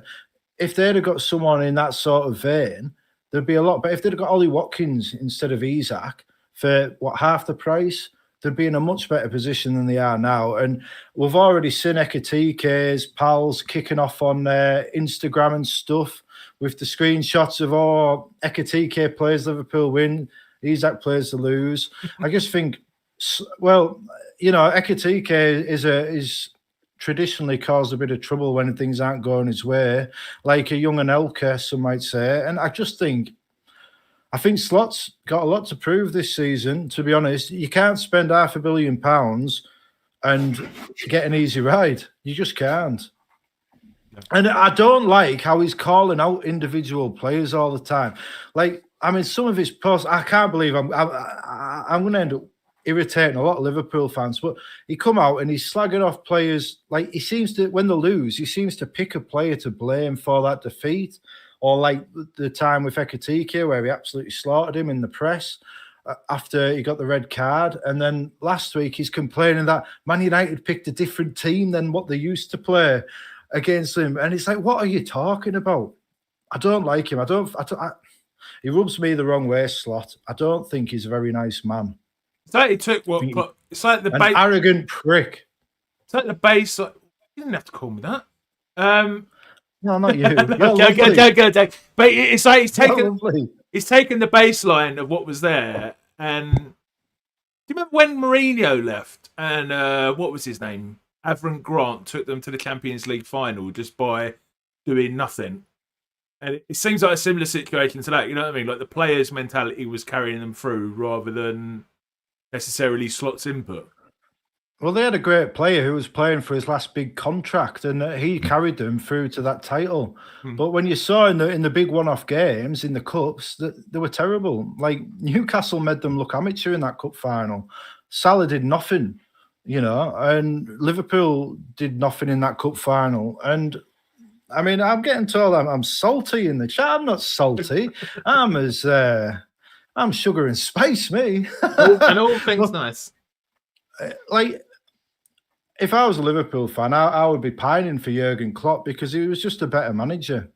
He was on the interview thing, wasn't he? The Diary of a CEO. I haven't watched it yet. The title was... He was pointing out how much money Arne Slot's had to spend. I didn't know that sort of money existed for us. And I see somebody in the chat saying, Voltemada was the only player left for Newcastle. That everyone else rejected them. And maybe that's the case. But to get it back to FPL, sometimes that's the case in FPL as well. Instead of panicking about signing the most expensive player, just wait. Wait until the deadline and see which is the best one you can afford, even if it's not the one you originally wanted, because sometimes you get a Voltemada rather than an Isak. Right, let's move on to Trig's team. So Trig's got Sanchez home to Sunderland, Van Dyke away to Brentford. Senesi at home to Nottingham Forest. Rodon at home to West Ham. I said it right, I think. Endai at home to Tottenham. Sakura Vice at home to Crystal Palace. Reinders away to Villa. Bruno Fernandes at home to Brighton. Haaland cap at Villa. And then João Pedro and Gyökeres away to Sunderland and Crystal Palace, respectively. You're rolling again, Trig? You're on mute, mate.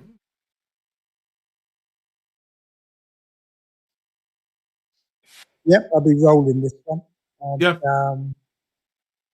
Seems pretty straightforward. Looks like a decent team. I'm expecting a green arrow this week rather than a red arrow, but you can never tell what you're going to get. But I think it looks decent enough.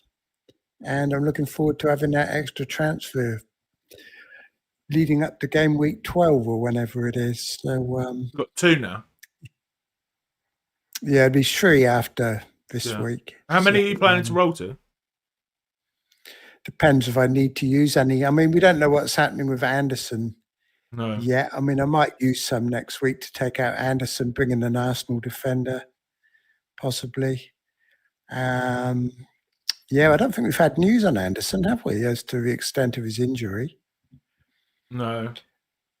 But, we've still got a few Champions League games to get through yet before I'm safe this week. You know, Van Dijk's playing tonight. I see Chiesa's not even starting again tonight, going back to the Liverpool game, which is crazy to me. He just never gets a start. I don't know what he has to do. But, yeah, I'm happy enough with it. I'm pleased people have been selling Bruno Fernandes. They've been selling João Pedro. They've been selling Gyökeres. I think I've had 5 price drops this week. And to be honest, I'm seeing that as a good sign that people are getting rid of these players, and because I don't like having the same team as everybody else. Do you know what made me get Bruno? Do you know what made me get Bruno back in? Yeah. Because I remember... Probably that he got points last week. No, it was exactly this time last year that everyone was getting rid of him, and you got him in, Greg, and he went on that run. And then when you said to me, I'm glad you're getting rid of him, I was like, right, I've got to keep him then. You shouldn't have texted you that. You shouldn't have texted you that. Nathan, any thoughts on Trig's team here? No, I think it's looking good. Obviously, you have the same Lacroix Rodon thing dilemma as me, I guess, isn't it? And you're going for Rodon.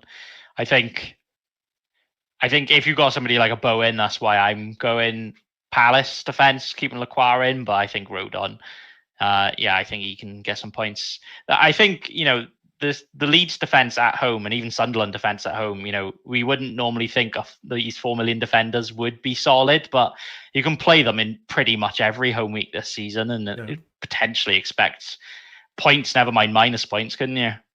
I don't expect DEFCONs from him against West Ham. People don't get DEFCONs, so I'm really hoping for a clean sheet, whereas you should get, I think Lacroix will get DEFCONs against Arsenal. But then again, they could concede 2, so he'll lose a point there, won't he? So I think the odds suggest playing Rodon, but like, you know, but it's could go either way. They normally go the wrong way for me the last few weeks, so probably Lacroix will end up getting more points. Stack's an interesting one too at home to West Ham, but I think he deserves to be on my bench. Are you sure Sanchez is only being rested tonight?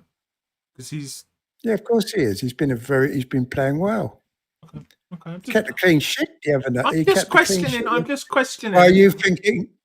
Jorgensen's been awful when he's played. I mean, he played against Lincoln and he was an absolute disgrace. Like, I think Lincoln scored 2 goals against. Why are you thinking of bringing him in, Gary?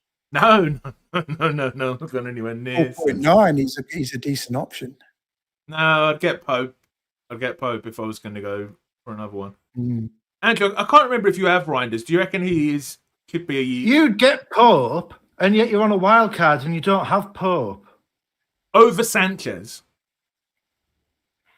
I don't think there's any need to change Sanchez. He's got good games coming up. And if he doesn't play at the weekend, Dubravka's got Wolves. They've hardly pulled them up trees, so I don't think Trig has anything to worry about. He'll play at the weekend. If anything, it's more a sign that Sanchez is first choice, the fact that Jorgensen's playing tonight. Sorry, Gary, I interrupted your question there to make a point. Sorry, I was just going to say what... Did you as well, Andrew? Nah, I made my point. Would you be I wish getting Nathan would interrupt us a bit more. I feel like we're like, because we've streamed together so often, Nathan's like, I feel like we're making him on edge a bit. I just want him to get involved. Tell us to shut up. Nathan? Feel free to jump in at any point. I will redirect my question. Back it. Nathan, would you get rid of Reinders?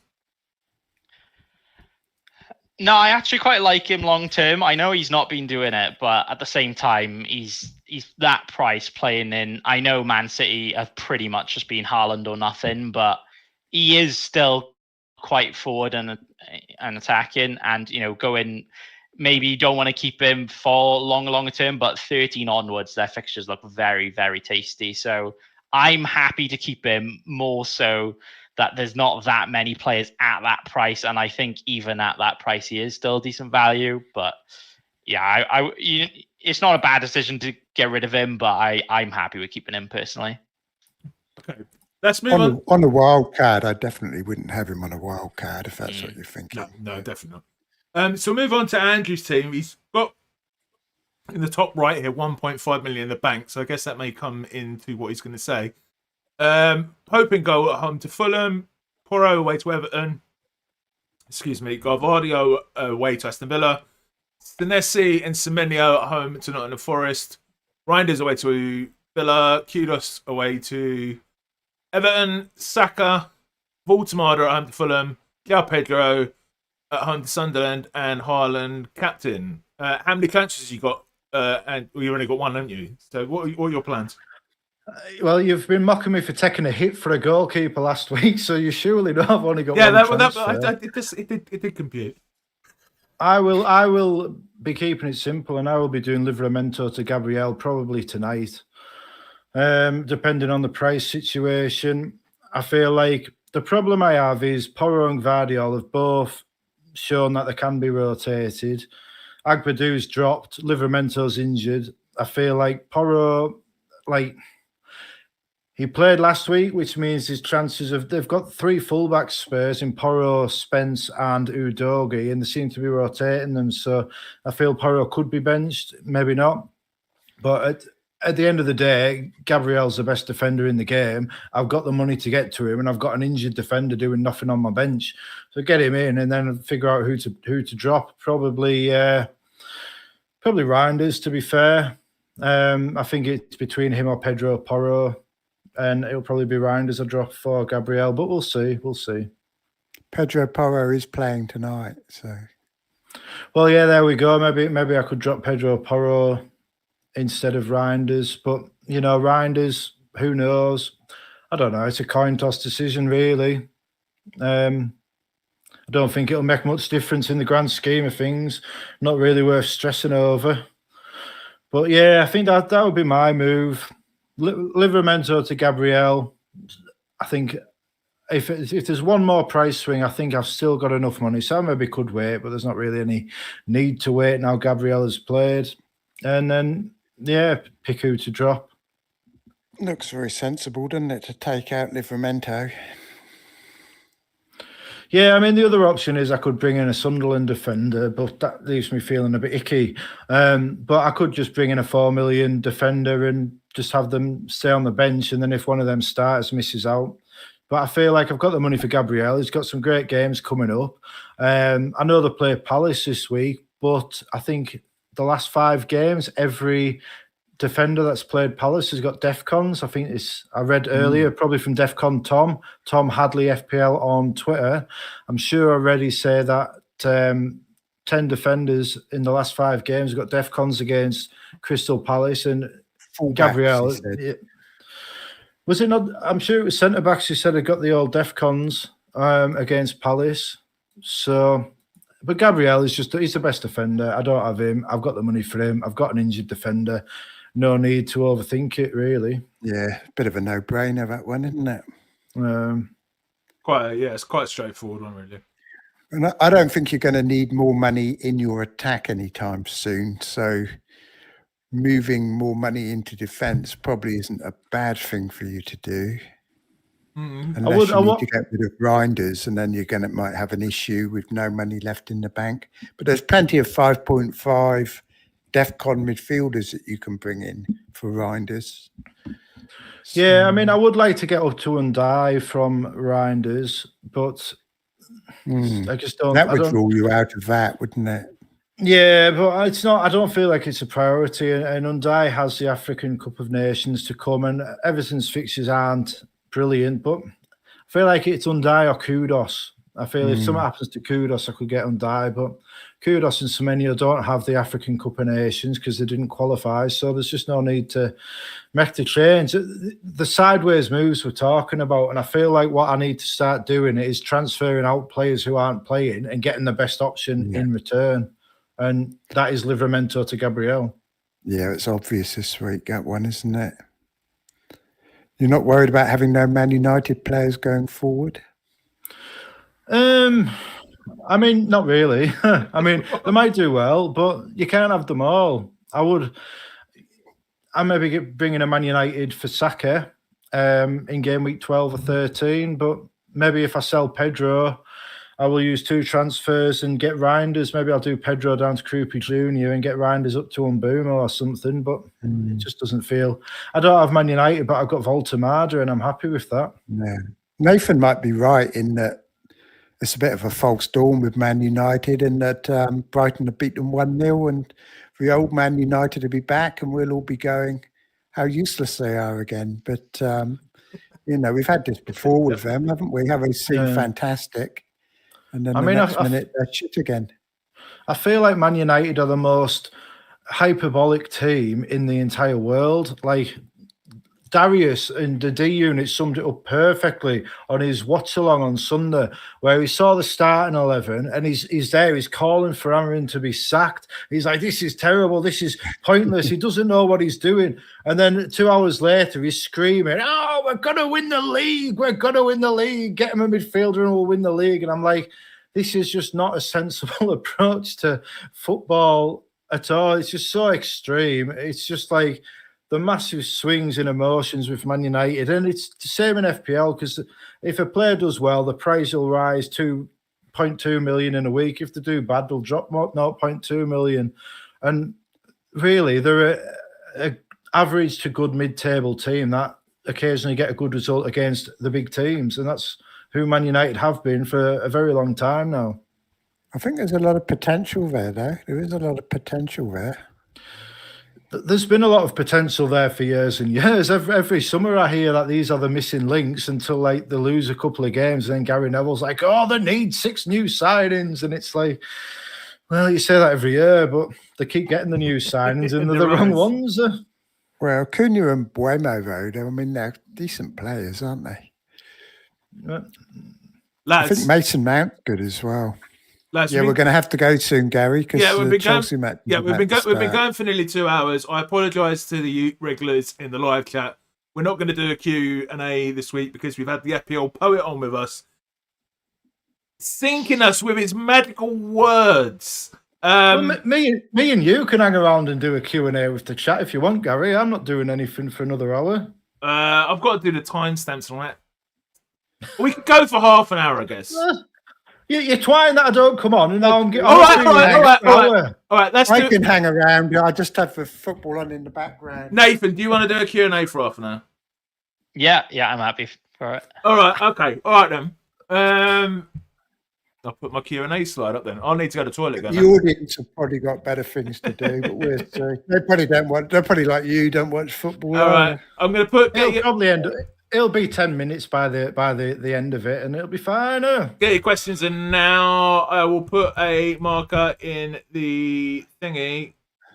Probably everyone's going to have switched off now. But get your questions in now, and we will answer them. We will go to the results of the poll, which I did notice we've had 45 votes. I did notice I was losing for quite a while, and I think that's because probably Darius's cult was in.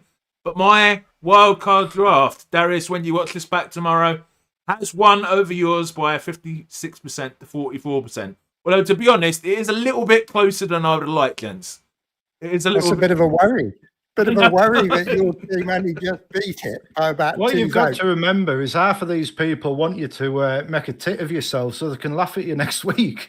That's true. That's true. Go for an extra half. No, you're right. Dan, with his usual one, I always present this question to the person who has no idea what we're talking about. Nathan, Mudryk is rising tonight. Worth a punt. Oh, we have this every week. He asked that the other day. I know it's becoming a meme. It's becoming part of the. Mudryk worth a punt, Nathan. Who? The guy that has not played for Chelsea for like a year. It's just. I mean, at this point, he's getting just as many returns as Salah, so you know. Well, nice.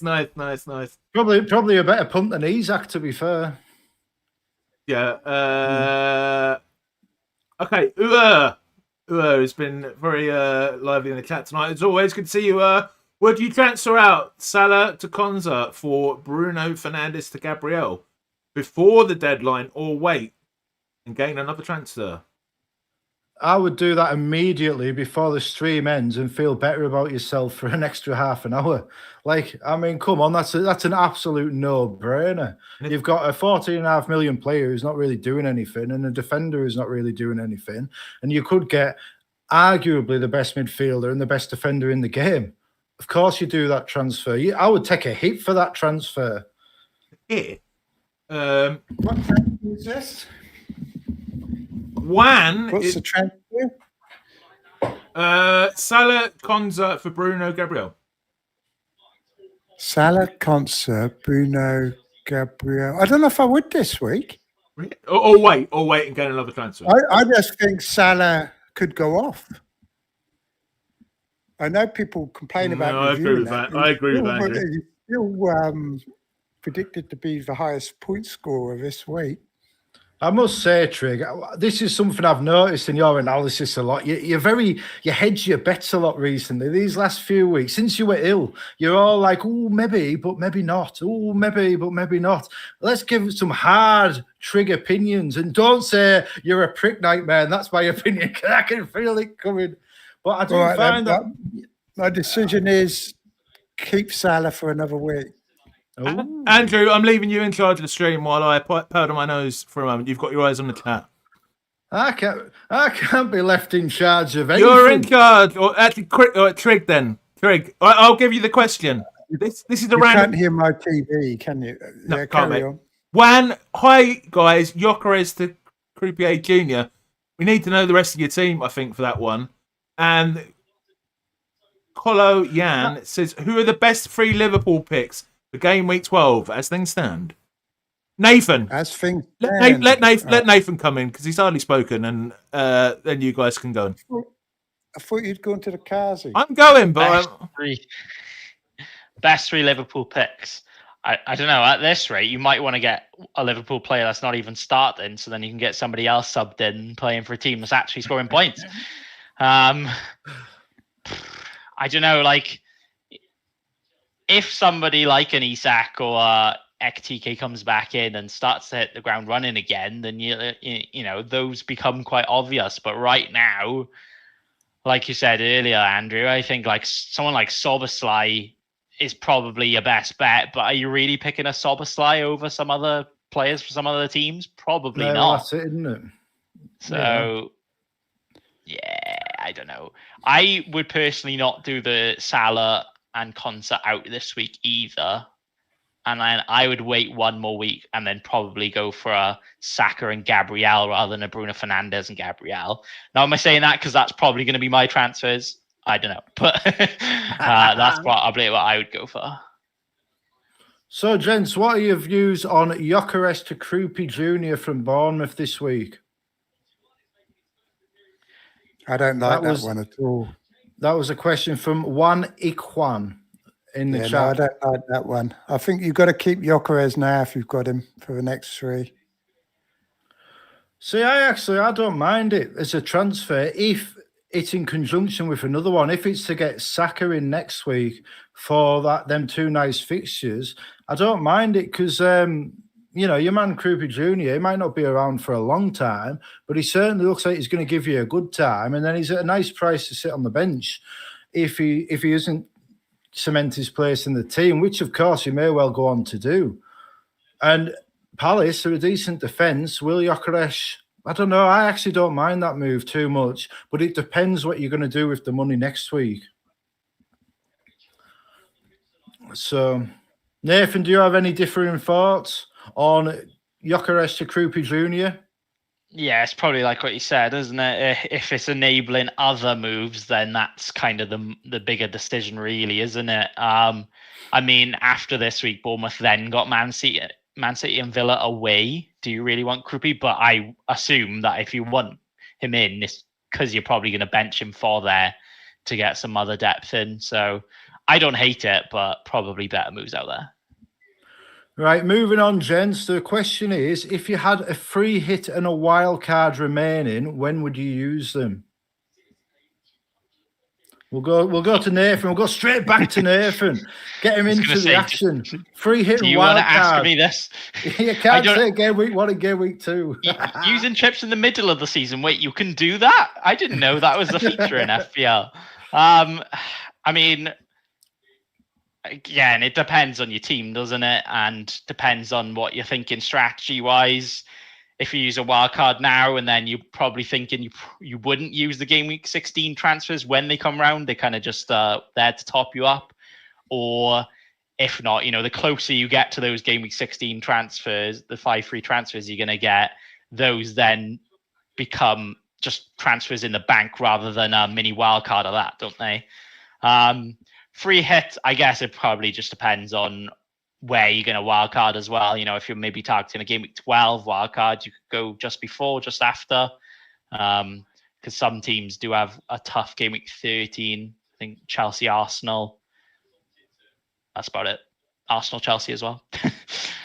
Right, we'll move to the next question. This is from Ricky Ricardo. So nice they named him twice. And we'll ask Trigger this one. Is this bench good for a bench boost? And the bench is Dubravka, Munoz, Calvert-Lewin and Rodon.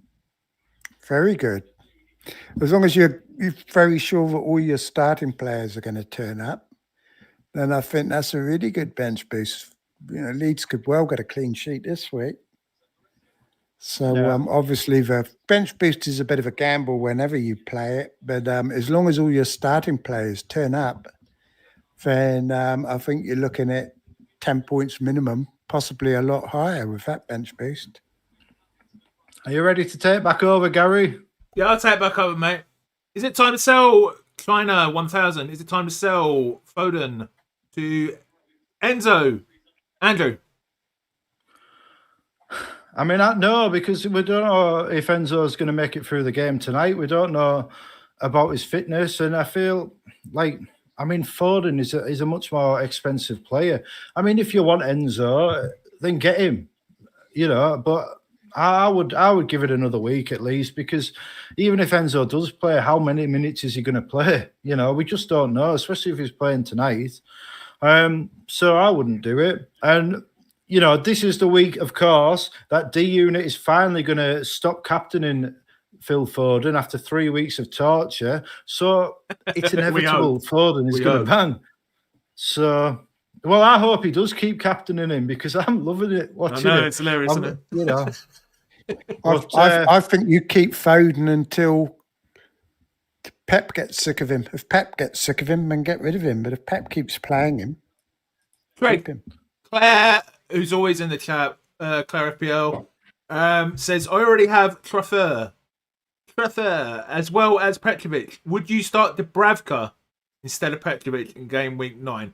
I can say I'm not, because I have the same goalkeeping dilemma. But Trig? Possibly. Yeah, that's what I normally do. I don't like having two from the same defence, especially when defender, Bournemouth haven't been great, have they, defensively? I mean, you look at how the XG Mateta put up last week. It's a bit of a worry for the Bournemouth defence, isn't it? So, I'd probably I like to split the difference. Like Andrew says, I like to sit on the fence and hedge my bets. So I'd be playing one of each. Podner says, As for Enzo, I think that guy should ask himself why he wants to buy Enzo. Is it because he actually wants Enzo, or is it just because everyone else is getting Enzo, which is probably the case? Podner, Yeah, our moderator says, thinking of captaining in Burma this week. What do you think, Nathan? I mean, it's not terrible, is it? In terms of, I mean, I feel like we're going to keep saying this all season, but like, surely Haaland can't score 2-3 goals every week, but away to Villa, maybe he'll only get one in him, and maybe an Mbeumo could score more, but I think with how Haaland's going on right now, I don't think it's worth the risk. There's a lot more to lose than to gain with a move like that. I think you can get the points from Mbeumo. Not many people have him, and stick the captain on Haaland personally. It's not a bad week for a differential, but Brumo's, I mean, it's not a great fixture, is it? Home to Brighton, really. I mean, it's a bit of a random sort of a captain pick, isn't it? Yeah. I mean, I could understand João Pedro at home to Sunderland, maybe, but not Mbeumo at Brighton, just because he scored last week. Yeah, I feel if you're taking on Haaland, you need a player with penalties because you need the routes to points. Now, if you were to say Semenyo against Nottingham Forest, I think that might be worth a look because Semenyo did, of course, thrash him a couple of weeks ago, 18 points to 8 or something. But the question is, why are you so determined to go against what is the evidence right in front of your eyes, which is Haaland is on a generational run of scoring goals. Nobody is proven capable of stopping him. Why would you take the gamble against literally like 70% of the field? It's just, you're going to have differentials in your squad that'll get you them advantages. Like, why be silly? Like, it's just not worth it. Wait until he's scoring 1 goal a week before you go against him. Don't go against him when he's like knocking them in for fun. Yeah, you need a really good alternative, I think, to go against Haaland. And there just aren't any this week, really. I'm going to do three. Not strong enough to take on Haaland. I'm going to do three more questions. One of them is to me, and then we're going to finish, guys, because we've been going on for like 2 hours, 5 minutes now. FPL Sparta says, has Gary ever not gone to the stream during the toilet? I didn't last week, Joe. Nick, did I? During the one with Joe? I was desperate to. No, I don't think you did. That's right, you were desperate. I was too respectful. I couldn't possibly go to the toilet when Joe was... You was were cutting us short because you were so desperate to go to the loo, but you were trying to hurry us up. Yeah, with Andrew and Nathan on, I go twice. Gino, with an actual question. Sorry, I'm a bit late, but Enzo and Dye, Sar and Minter, best 2 of these 4. Oh, Nathan? That's easy. Yeah, I think that's easy. Go on then. Siren and Die. Siren and Die. Yeah, see, you both agree. Yeah. Okay, all right then. And the last question, who always like, we've all had this question before, Nathan, so I'm going to ask you your thoughts. Let me find a question. If you were an animal, what would you be and why? Oh, not again. I think Nathan Bacon would be a peacock because he like struts around. He's like you see in the thumbnail, he's got his big wig on and very colourful. He's a colourful character who, you know, stands apart from the rest of the YouTube community with his unique style, his unconventional approach to the game, and his flair for the flamboyance. So I would say a peacock for Nathan Bacon, and I mean that as a compliment. I'm a big fan. I appreciate that. I'm locking that in. Yeah, I'm going for that. I'm going for a spit. Do you remember the original Jurassic Park, Nathan? You may be too young to remember. I think so. There was a spitter dinosaur that had this like big like fan came around him. And just the way you looked on the thumbnail today, I sent Andrew an image earlier and said, doesn't Nathan look like the spitter? Because you're like there with your mouth open. But and Andrew, actually, we haven't asked you this question before. Which animal would you be and why? A cat? Yeah, I would be my beloved Astrid. She loves coming up and disturbing me on stream. Don't you? It's cat good girl. My Denzel never comes up on the stream. He's a big fat tuxedo cat. He's He's up in bed now at the minute. He'll be down later, but Astrid loves my attention, especially when I'm busy.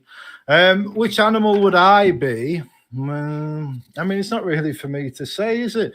I would like to think, I'd be the lion, the king of the jungle, prowling in here and eating people alive with my vicious tongue. But, I mean, people saying magpie, I mean, come on, it's a bit predictable, It's a isn't bit it? stereotype. I am not a predictable person. I don't like to think. I don't know. Who knows? Zytgul saying he's a beauty. Astrid is a girl. She's a girl. She's a lovely lassie. She's my good girl. So yeah, I don't know. I could be any animal you want me to be. A chameleon, because I change to suit the background around me. I can be professional on the black box, or I can be raucous on here. It's up to you. All right, lads, let's wrap up. So please join me in Trig. Before we go, I would also say I can't believe last time this was asked, nobody called Trig the silverback gorilla, because he is the pride of the pack. He sits there, he dominates. He dominates without the cat pals. Trigger is the silverback. He doesn't get involved unless he needs to, but when Trigger gets involved, that's the end of the matter. The head of the real king of the jungle is Nick Triggerlips, the silverback. Hiding behind my microphone. It's a lovely cat. Okay, all right. Anyway, so please join me in Trig for the FPL look-in on Saturday, where I can't remember, is Darius on with us this week? He probably is. We will be reacting to Saturday's games. We'll be back next week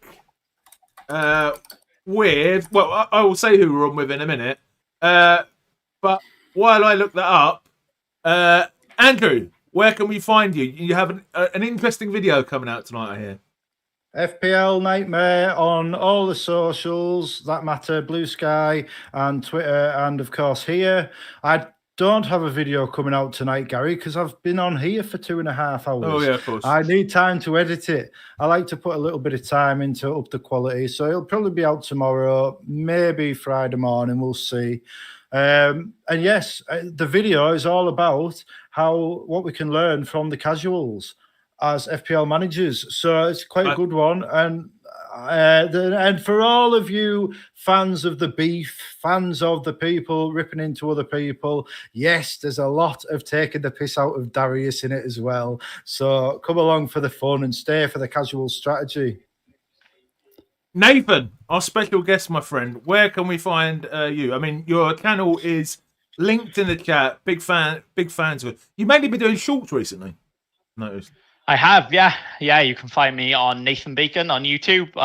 Yeah, I guess you could say I'm a full-time shorts YouTuber now, which is a big ODR, but there we are. Now, yeah, I've been making some different content this year, some FPL movie styles rather than team selections and whatnot. I'm hoping to continue that the rest of the season. And yeah, it's been great fun on here. Thanks very much for having me on. And I hope you all fail this week, then it will help my rank go up further. And then my video will be better. We're too far behind you to affect your position. True. Yeah, Mrs. Trig. Say hello to Gary. Hi, Gary. How you doing? Hi, Mrs. Trig. Is she off to work? No, it's just getting up. Make breakfast, I think. Okay, I was just going to say next week, Trig, we have hopefully FPL Salah and Lynn is back on. Oh yeah, I've got to talk about myself first because I mispronounced it last night when I did my video. I said I was on the last resort this week, and I would have upset FPL Veteran because I'm actually on the double pivot on. Friday morning UK time. It'll be Friday evening my time. So I'm on that this week.